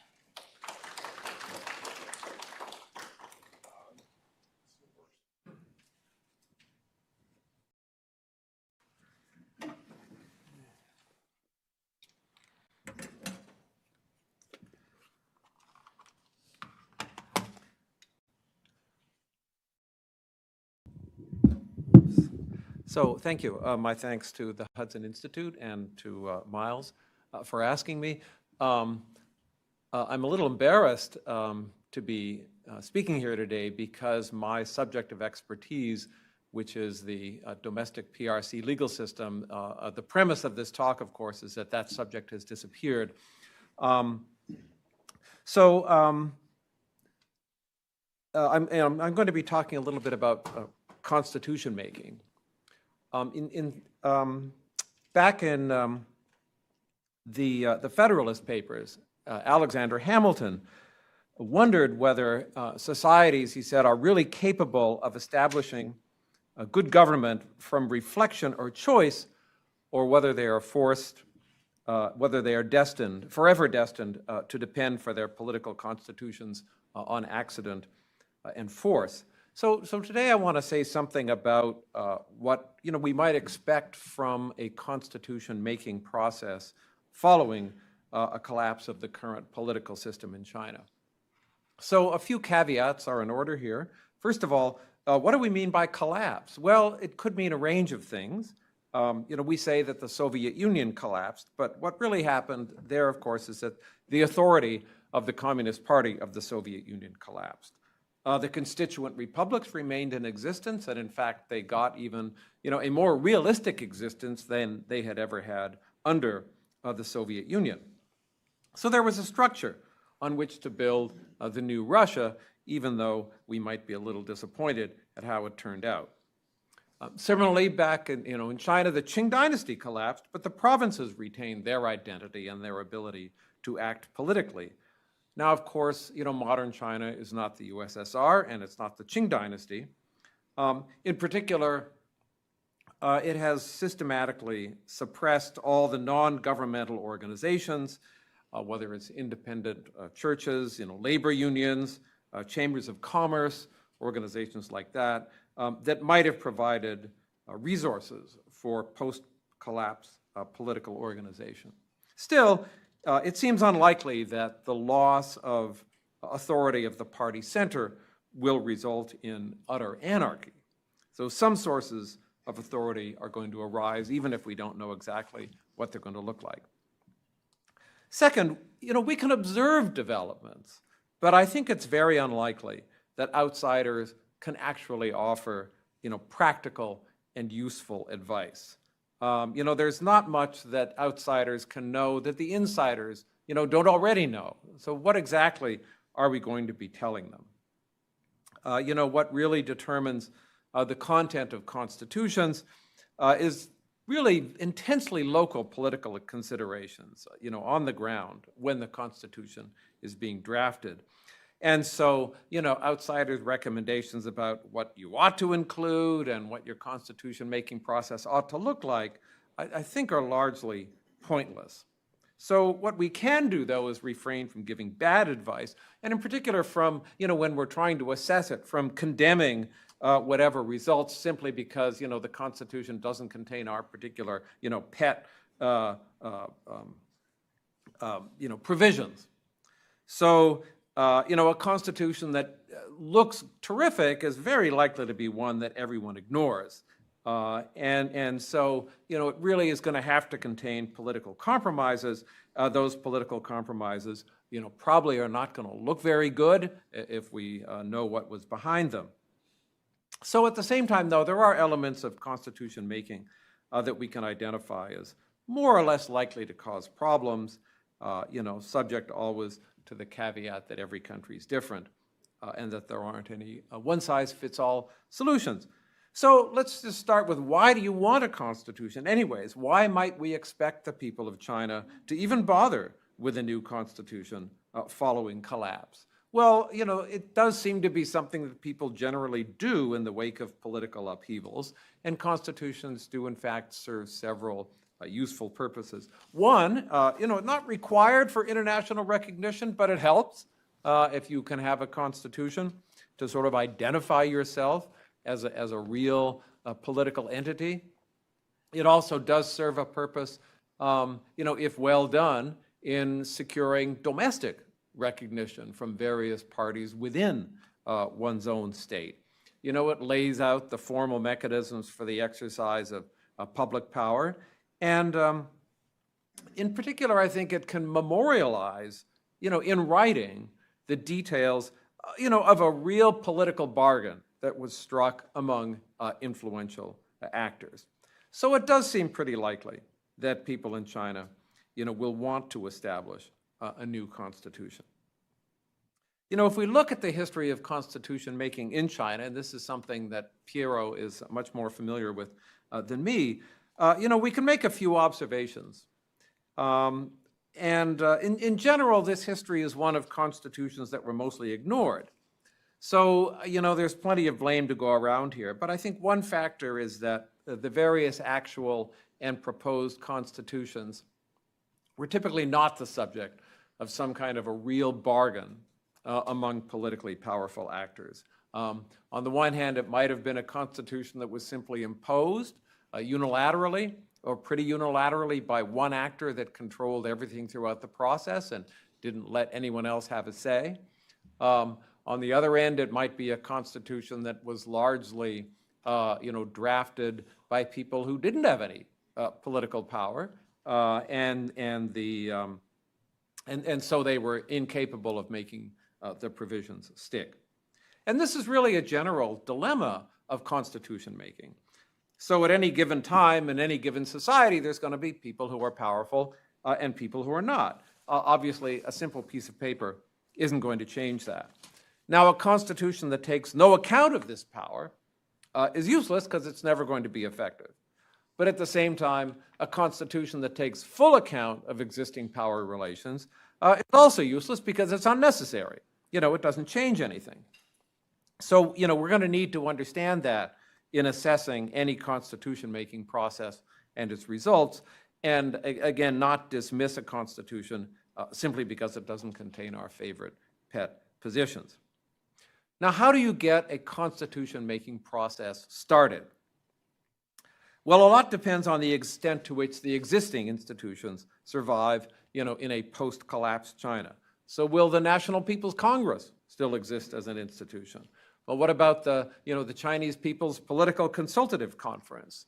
Can they be used as a temporary source, at least, of authority for a new constitution? So, whatever we may think about them now, again, we have the model of the Soviet Republic, which really, didn't have much of a meaningful existence under the Soviet Union, and yet this kind of, sham existence then all of a sudden, became real when the Soviet Union collapsed. And the same for kind of the constitutions of the countries of Eastern Europe under Soviet domination. Nobody paid any attention to them while they were under Soviet domination, but then they sort of sprang to life from the dead after the Soviet Union withdrew its support from the existing regimes.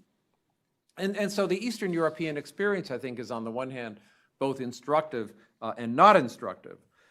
Except in Romania, there was considerable institutional continuity in the post-communist transition. So typically, this transition took place in two phases, at least in terms of the constitutional order. So first, we had these roundtable talks under the existing political and constitutional structure between the government and the opposition. And the governments in these cases basically knew that they were on the way out.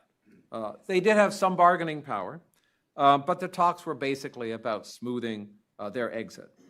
And so the way for the path to free elections was typically paved using the existing constitutional structure and then ratified by the existing Communist Party-controlled legislature. And then in the second phase, then these new governments oversaw further constitutional reforms. And you saw a similar kind of process in South Africa. So could this happen in China? I think it's unlikely that it would happen in the same way.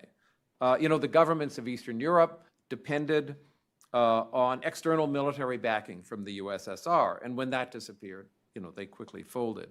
And, we don't have a parallel situation to that in China. So we're unlikely to see this kind of bargaining, I think, between a government and its opposition that we saw, for example, in Poland and Czechoslovakia.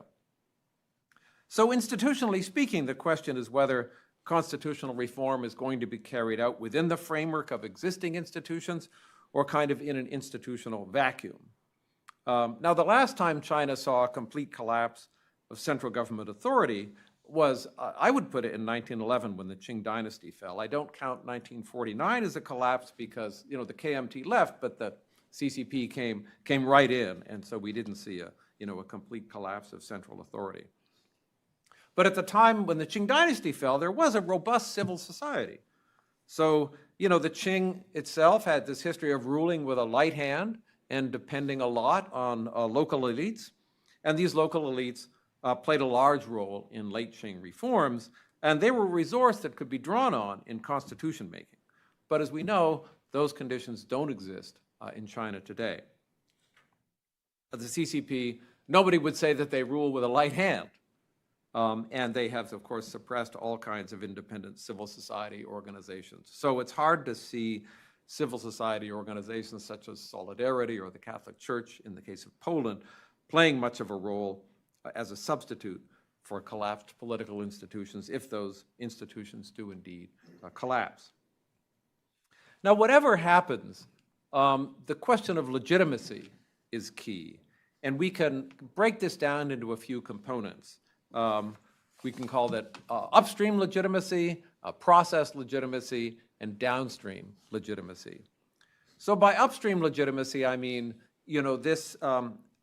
how do we assemble a group to draft a new constitution? What is our constitutional assembly, well, let's call it a constituent assembly. What is that going to look like? How will it be assembled?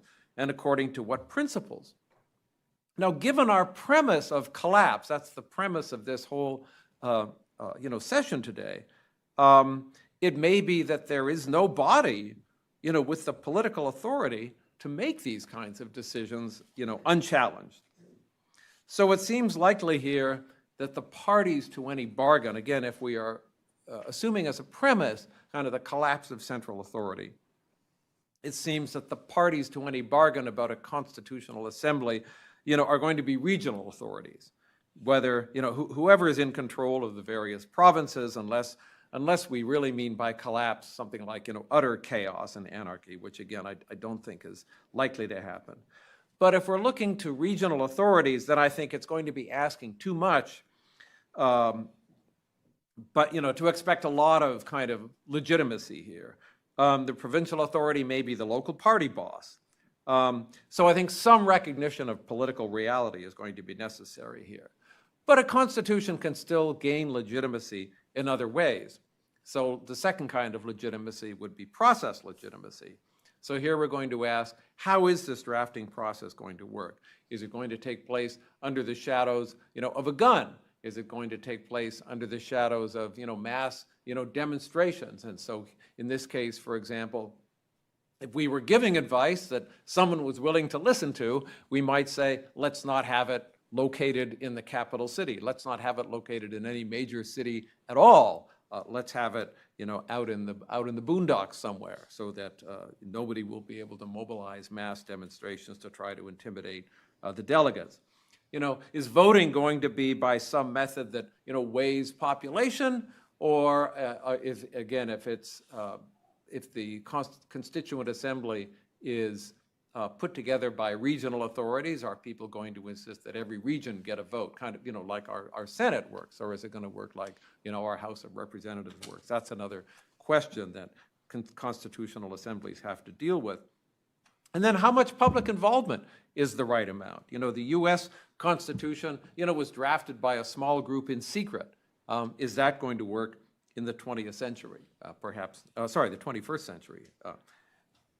Perhaps not. But, there's a lot of problems with an open and transparent process. In particular, it makes it hard to make the kinds of sometimes dirty and messy, at least, political compromises that are necessary to make a constitution successful. And a reliable, a realistic and effective new constitution for China is going to involve, some kind of messy and ugly political deals. And so again, I think it would be a mistake to demand too much by way of transparency if as outsiders we're trying to assess and evaluate the process. And then finally we get downstream legitimacy. So this is about ratification. So even if voters are given, for example, who's going to be the ratifying body? Is it going to be, every citizen of China? What are the borders of China in that case? So there are questions that need to be answered here, but so how they are answered is going to affect the legitimacy, the perceived legitimacy of the ratification process. It basically involves just giving voters a take it or leave it choice. But that is not, that's not meaningless. In the year 2000, the voters in Zimbabwe rejected by a 54 to 46% vote a constitution that had been drafted in a process that looked consultative, but as we might expect, had been in fact controlled by Robert Mugabe. And then finally, how are we going to judge the result? Well, I mentioned earlier, it's unlikely that outsiders can have a significant impact on the process for making the Constitution or for its substance. With the possible exception of some very technical drafting tips, how to resolve perhaps some logical contradictions in the document. But again, we can't go too far there because some of the logical contradictions may be the product of this political deal, and everybody decided, let's live with the contradiction, and we'll just, kick that can down the road and let a constitutional court work it out, for example, 20 years later. But, outsiders will be called upon to pass judgment on the new Constitution, possibly in the context of requests for, military, financial, diplomatic, or just moral support. So I think the key here, is to be realistic and not to expect too much. So legal scholar Mark Tushnet, who is an expert on constitution making, has written, whether a constitutional provision has life on the ground depends not on what the Constitution's text guarantees, but rather, on whether the political forces in the society are arrayed in a way that gives politically significant figures an interest in ensuring that the rights, in this Constitution are respected. And I think that's very wise. So any Constitution that's going to last is going to have to deal with political realities. And I think the locals will know those political realities better than outsiders will. Thanks. I'll stop there. Okay, now we'll have a panel discussion, and I'm told that we can go beyond the original schedule, 12 o'clock mark. Okay, great. Okay, panelists, please.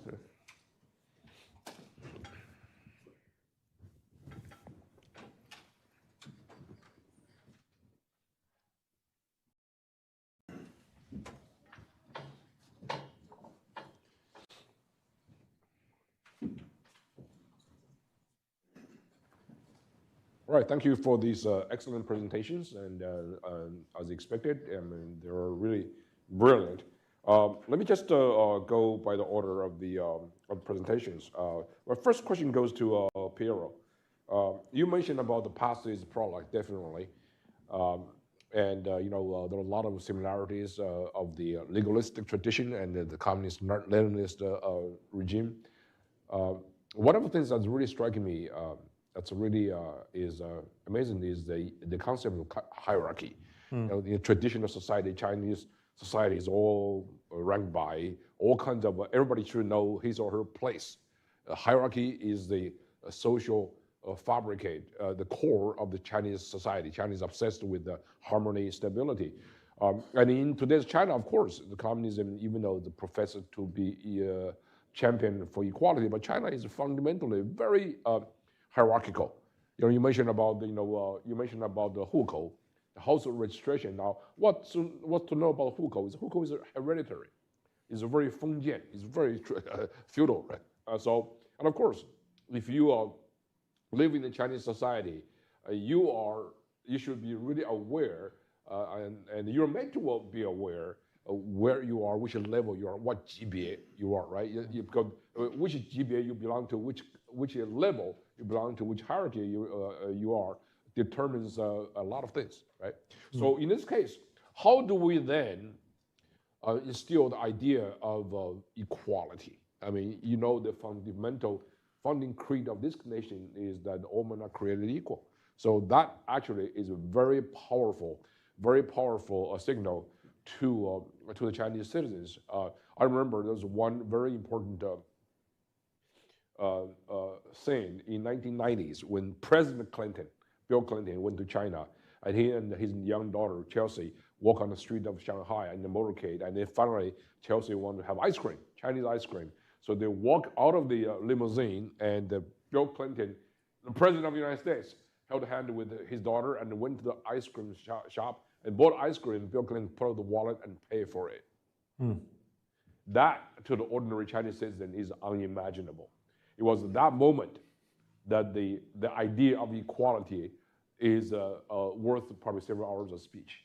Right? So it's very, very powerful. So how would you recommend? Well, I think, yes, hierarchy is very strong, and it does exist in not just the legalist tradition, in the Confucian tradition, but I think in that Confucian tradition, there is also a ameliorating and a more equal tradition. So, for example, the notion of the examination system. That's right. And merit. In theory, anyone from the lowest social strata could take the examination and rise to the highest levels. I think there is in Mencian Confucianism, the Mencius in particular, there is a much more egalitarian strain. Mencius's hierarchy of, who comes first, it's the people come first. Then the grains and altars, the functions of governance of the state, and last comes the emperor. So even though there is this strong hierarchical tradition, there is a tension there, and there's an indigenous tension. I think you also then do have the example of Taiwan, and how does a Chinese, now Taiwanese will say, well, we have a separate Taiwanese identity, but it still is very much a Chinese culture. And I think that notion and Chinese republicanism and Sun Yat-sen, there is that tradition as well. So I think there is a influence partially that comes from Taiwan. There is an indigenous tradition that can be drawn upon, and then there's outside influence too, and you do have Western influence as well. For example, feminism and some of the feminist movements too. That also, I think, you see that as well. Some of these notions. So I think there's enough influences both from within, from the near without, and then from beyond to kind of, I think, shape a more egalitarian consciousness. One thing, though, I think, caution, and it's very easy to think of sort of China as a whole and the assumption that it will continue as a whole, but I do think that the centrifugal forces also are very strong, and what may be true in Guangdong, where you might see a more liberal strain emerge post-collapse, might not be true in Beijing or Tianjin. So I think that's it's not going to be a one-size-fits-all answer. Yeah, talk about the imperial examination. That was definitely a very good tradition, right? Equalizes this unbearable burden of hierarchy, because everybody is, in theory, supposed to have a chance to make it.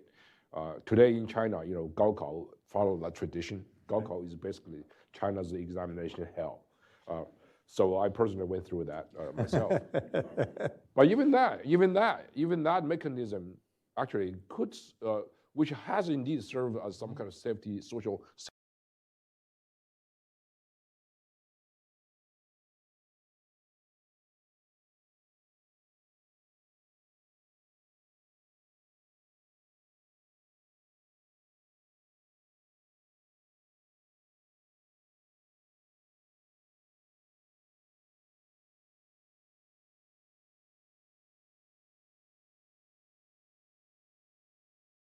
evolve for China.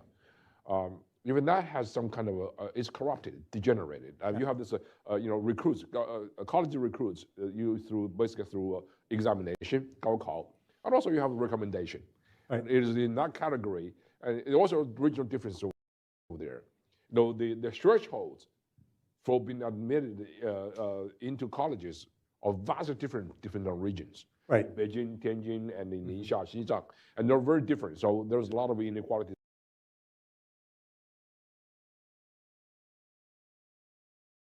over there too.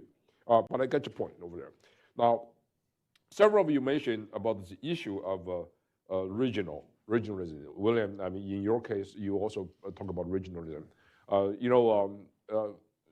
When you greet somebody in China, the first thing is, which province are you from? So that obviously has been sort of mitigated by the sort of centralization of several decades in China. But it is a very big tradition, right? It's still there. I mean, right now, you have independence movement. We know about independence movement from Xinjiang, from Tibet. I mean, New York City, there is a Shanghai Independence Party, right? There is also the emergence of the Manchurian independence movement going on. They're actually beginning to print, Manchurian citizenship cards to people. That's very interesting.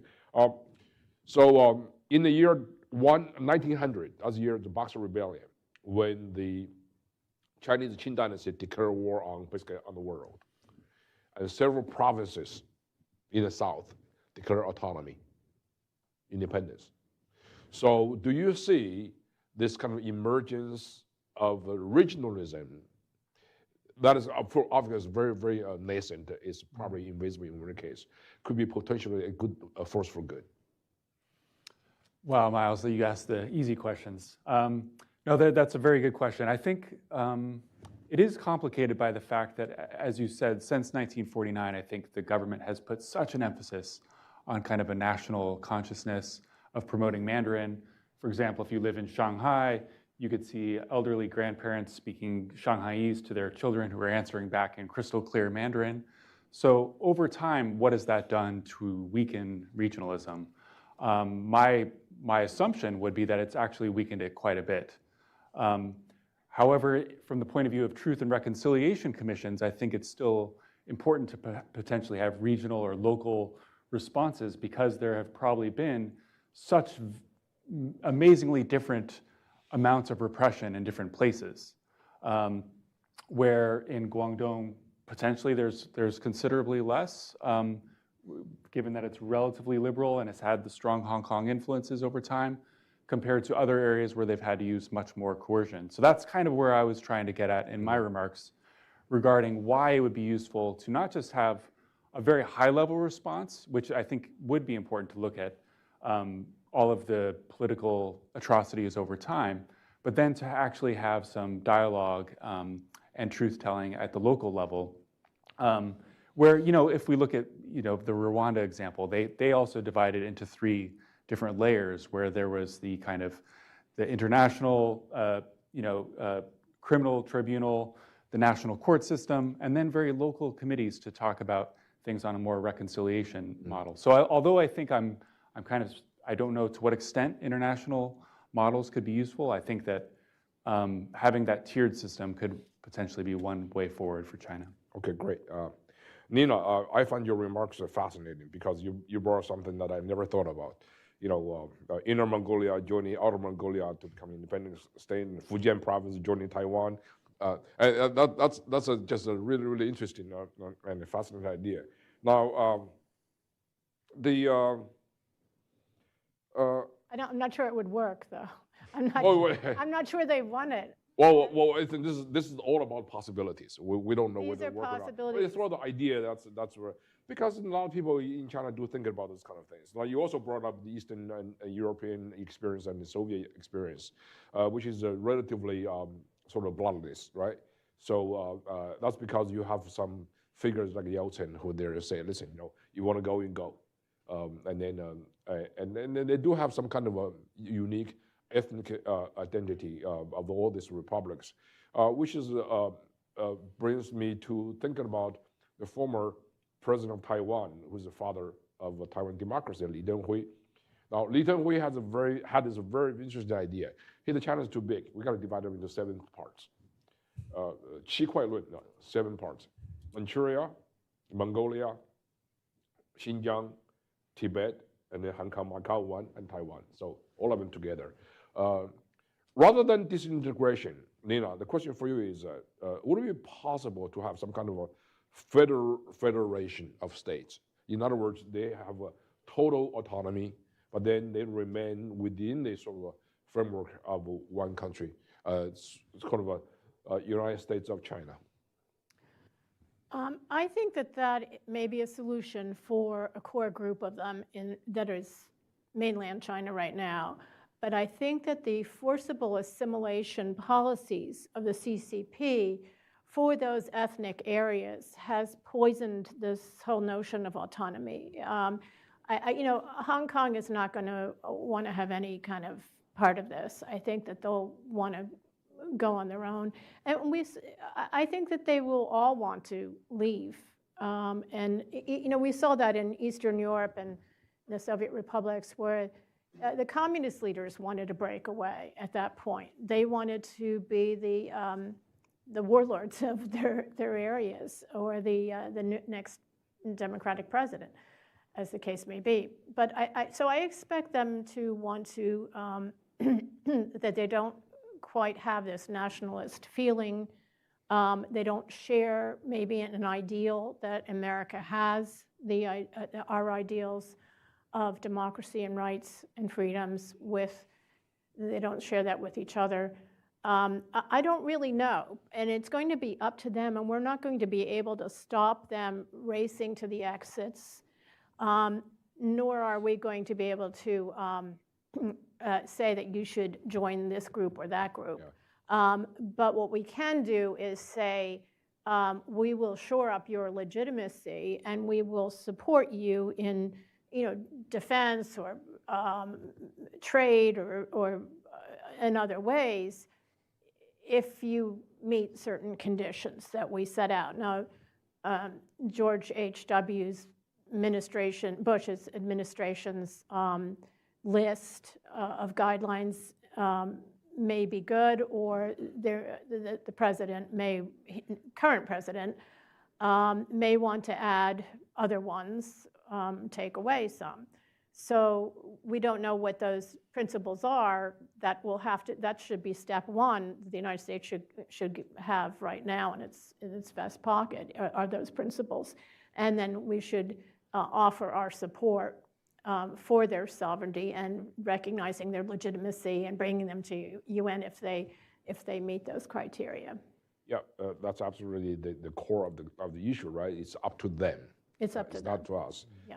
Which is basically what the Canadians did dealing with the Quebec, and how the people in Gibraltar dealing with their own status, you through vote, and how the people in Spain dealing with the Basque movement, right? So basically, it is a popular sovereignty. You have to go through that process either way. We can try to anticipate what they will do, and I think that it's going to be, I think some of these places like the Republic of Mongolia, which is very small, the most sparsely populated nation on our earth, I think, 3 million people, they're going to, I think, they're proud of their freedom, and they may fear Inner Mongolia, which is orders of magnitude larger, with no experience of democracy. They may feel that they don't want that. Or they may. So we can anticipate that. I would anticipate that they wouldn't want that, but maybe they'd want it. Yeah, that's right. Which really good segue to what Don's remarks. Can I just add a little more? Please, to it? Yeah. So I want to sort of endorse the idea that China's nationalities policy over the last, say, 15 years really has poisoned kind of the possibility of what easily could have happened, because I was in China in the late 70s as a student, and knew some Uyghur students there, and I mean, they thought they were cooler than the Han students, but they weren't complaining about the jackboot of oppression or something, or saying how they're dying to be independent of the rest of China, and that attitude could have persisted till today, if it had not been for this, terrible, change in nationalities policy that we've seen. Yeah. And Uyghurs might have looked around today and said, would we rather be a part of a democratic, pretty rich China, or do we want to become another Central Asian stan? And the first option would be much more attractive to a lot of people, certainly. So it's by no means, a foregone conclusion that everybody, every Uyghur is dying for independence from China, except that we've got this terrible policy. Oh, you're right. You don't want to be part of a state that has been genociding you for the last. Yeah, and it's been so heavy-handed there with the forced sterilizations, the demographic manipulation, and also this fake relative program that our colleague Nori Turko writes about. Well, it's not just the centralization of policy. Yeah. For many, many years, I think people were sort of poisoned or indoctrinated, whatever you call it, by the idea that somehow a grand unification is better than independence over there, right? China cannot afford being independent, autonomous. Otherwise, it's going to be chaos. So that idea I think, is really bad. The whole issue is about who should decide their own status, right? Their own fate. So that goes with the Tibetans and the Uyghurs. I mean, to be honest with you, with the most of Han Chinese as well. I mean, they do have their own unique economic and even linguistic differences. I mean, I think that personally, to me, the difference between my dialogue and the Cantonese is much bigger than the difference between my dialect and English, for example.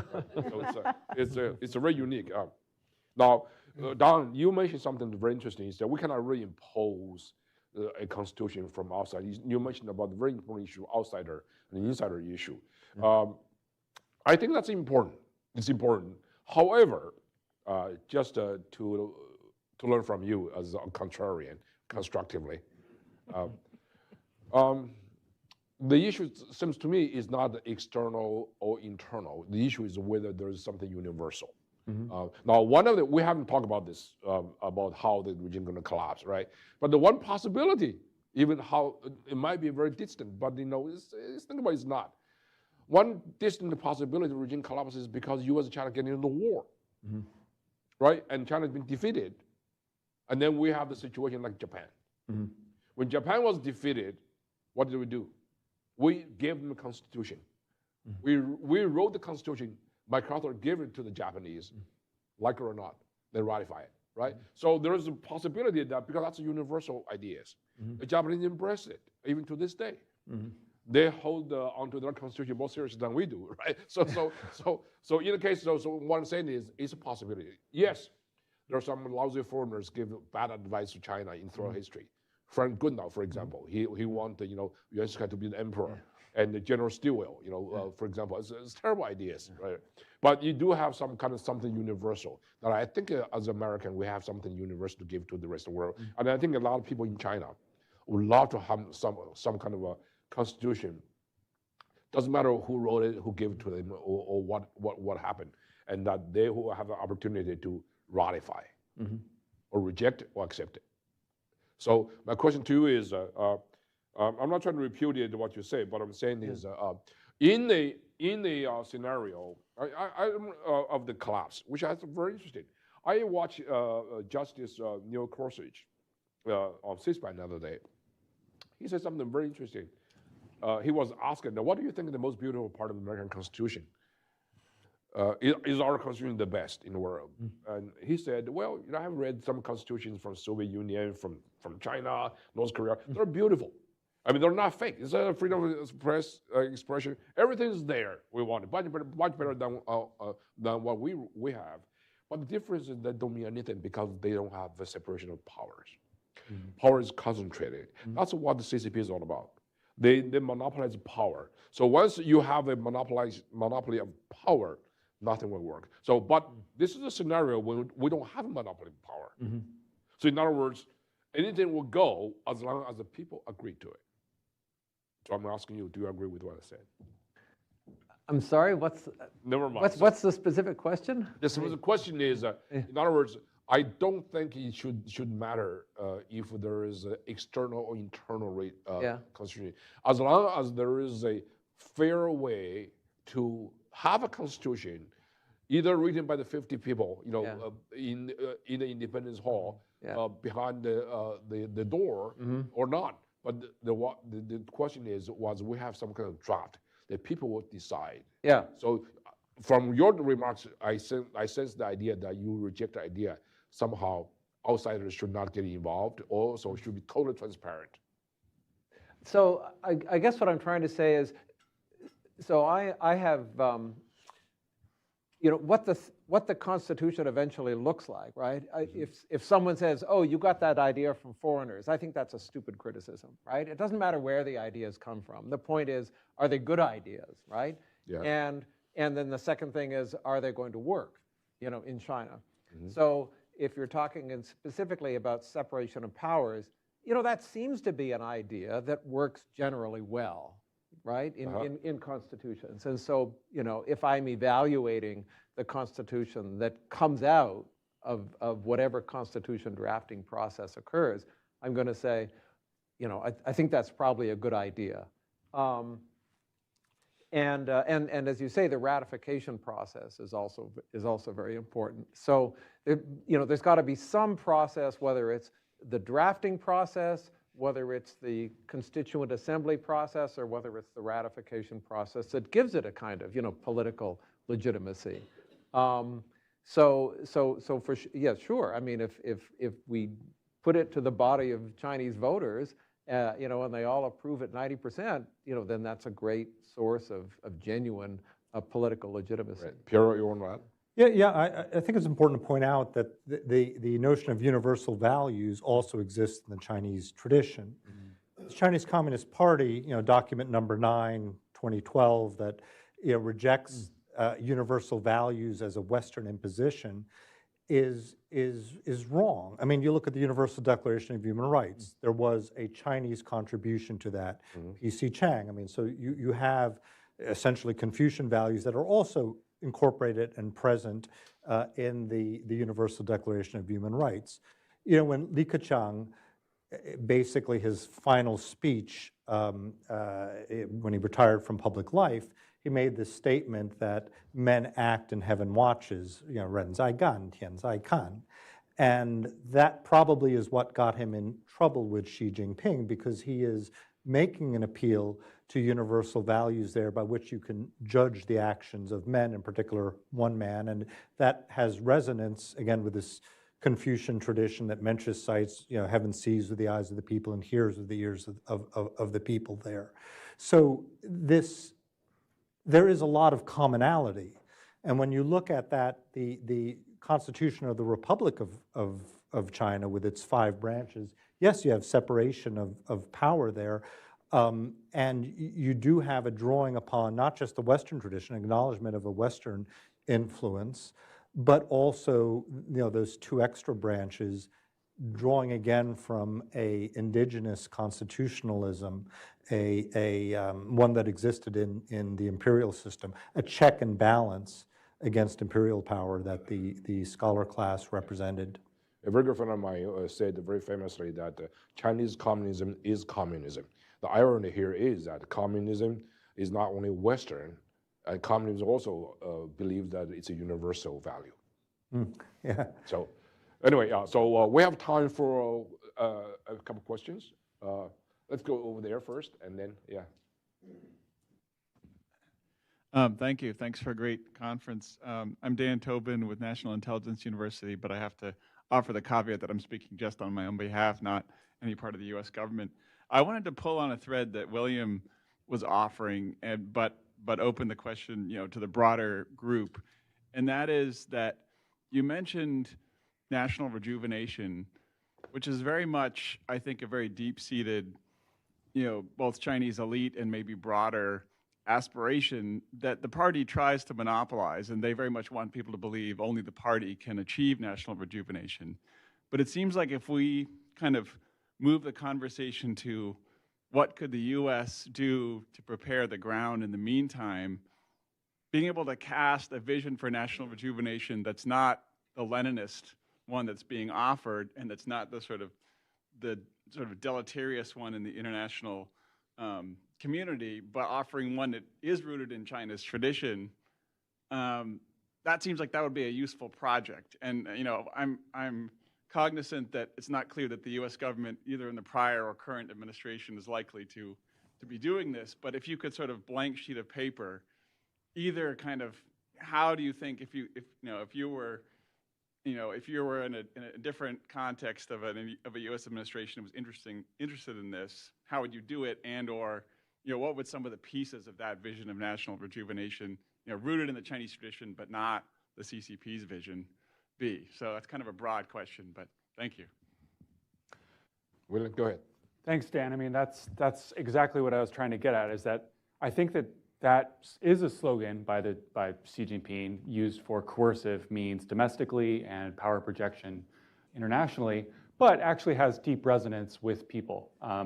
And I think that we could pull on that. I mean, is it, for example, I've talked with Uyghur friends, a friend, Rayhan Assat, her brother Ekbar, he's been detained in solitary confinement for years. Is it part of, can you be a great nation if you are putting people in solitary confinement for nothing? I mean, and if we're able to appeal to China and say that if it really wants international respect, it needs to live up to its own human rights commitments that it has signed. So I think that could be a very bare minimum ask, that, and a way of reframing it, that I think the Chinese government would have really no way to not at least engage with. Yeah, I have some thoughts on that too, because I also referenced that as well. And the response to the Chinese people's, to Xi Jinping's call is, that the laying flat. So it's a form of passive resistance. And you spoke about Confucianism and legalism, but there is another Chinese tradition, Taoism, and that principle of Wu Wei. When the state is repressive, instead of meeting that force, you just give way. And I think what we're seeing now is that giving way, that laying flat there. But inherent in that idea is when that oppressive force, that overwhelming force has expended itself, there is that springing back too. So I think there is these sort of indigenous reserves. We've seen this before in Chinese history too, where there is it's almost this sort of Taoist Wu Wei principle. So I think there is hope for a rejuvenation that is organic and indigenous, but it is one that rejects the heavy imposition of the Chinese Communist Party. I think rejuvenation is, first of all, cliches should be avoided, but good cliches need to be repeated. One of the good ones is that Samuel Johnson said, nationalism is the last refuge of scoundrels. Here again, there's nothing more sensitive than the pronunciation that the Chinese Communist Party does not represent the Chinese people. They go crazy when even you mention anything close to that. So that's what I'm saying. When they talk about national rejuvenation, it's not really about the Chinese people. I mean, Pierre talk about Tangping, lying flat. People don't care about this, apathetic to this kind of appeal. Because what he was really talking about, the national rejuvenation, is Chinese Communist Party's rejuvenation, rise to hegemony. So anyway, yeah. Oh, good. Yeah. Okay, let's go with the question over there. Yeah, and then you.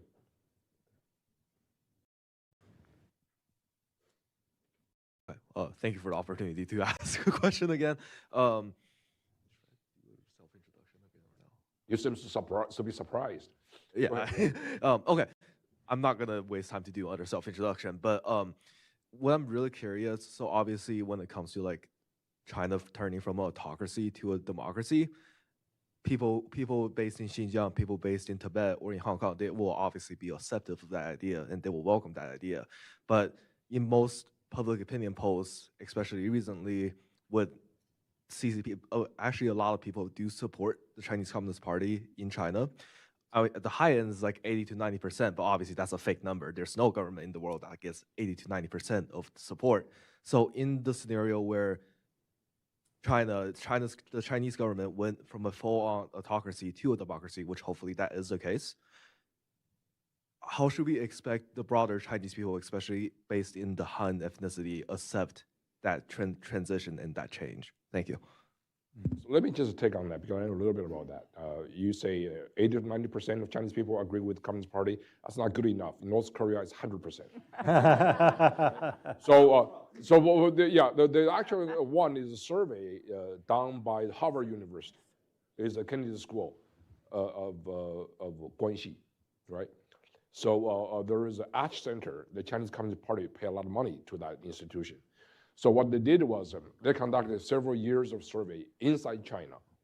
And the conclusion was that something like 93% of people all agree they support the Chinese Communist Party. So this lie has been repeatedly cited by the Chinese government, including the spokesperson, year after year. What happened is the Harvard University never conducted their own survey in China because nobody can really conduct a genuine survey. Harvard University subcontract a firm called Horizon Research Group in Beijing. It's a Chinese firm to conduct this so-called survey. Of course, the result is obvious. In China, you cannot even say Xi Jinping is a jerk. I mean, that's a crime. So I mean, in this environment where there's no freedom of expression, all surveys were not avoided from the beginning. So that's basically answer the question. Yeah. Winnie the Pooh is a jerk. There you go.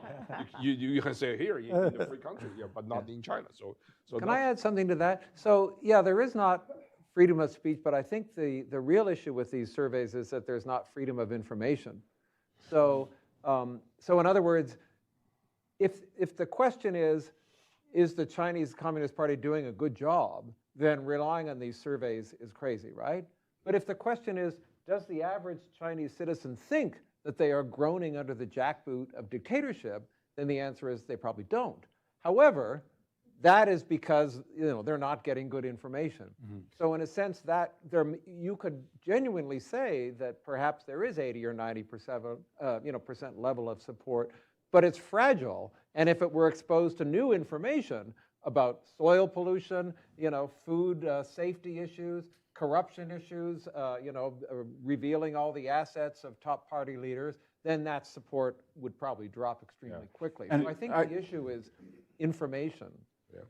I would just add that I think that from what I've seen in the past, sometimes there's also the methodological problem where people may say the central government has a high level of support, but the local government wouldn't.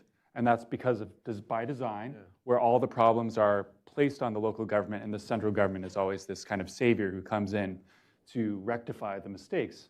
So if people were given better information on those surveys, then I think maybe the results would be different.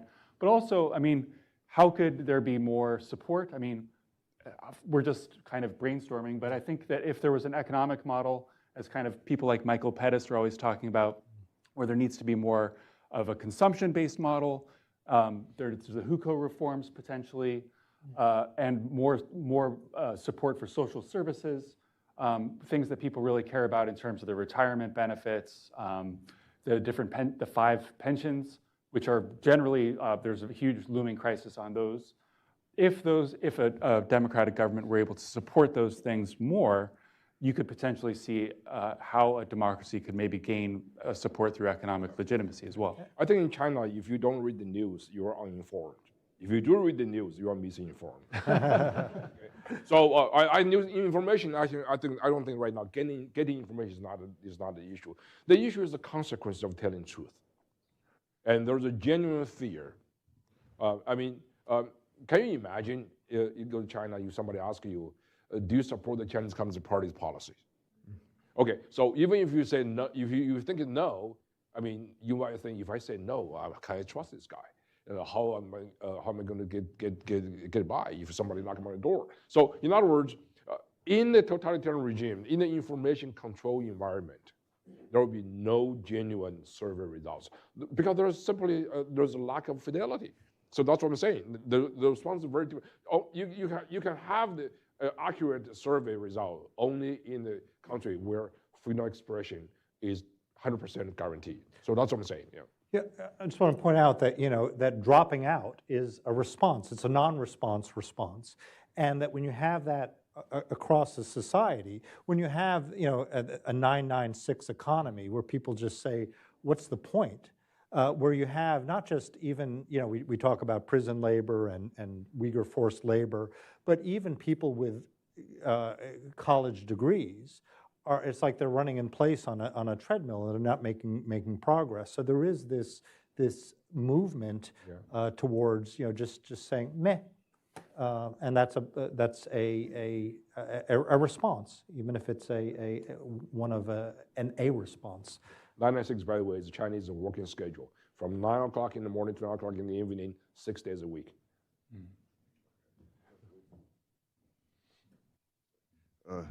Dave Ansbach, no affiliation.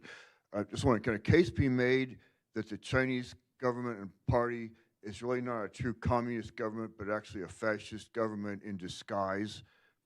Because it combines, of course, the authoritarian repression and the nativism and nationalism that's known in fascism with allowing private enterprise as long as it does the government's bidding, compared to a true communist government like Cuba, where they completely control the government completely controls the means of production. I was just wondering if you have thought that way too. Thanks.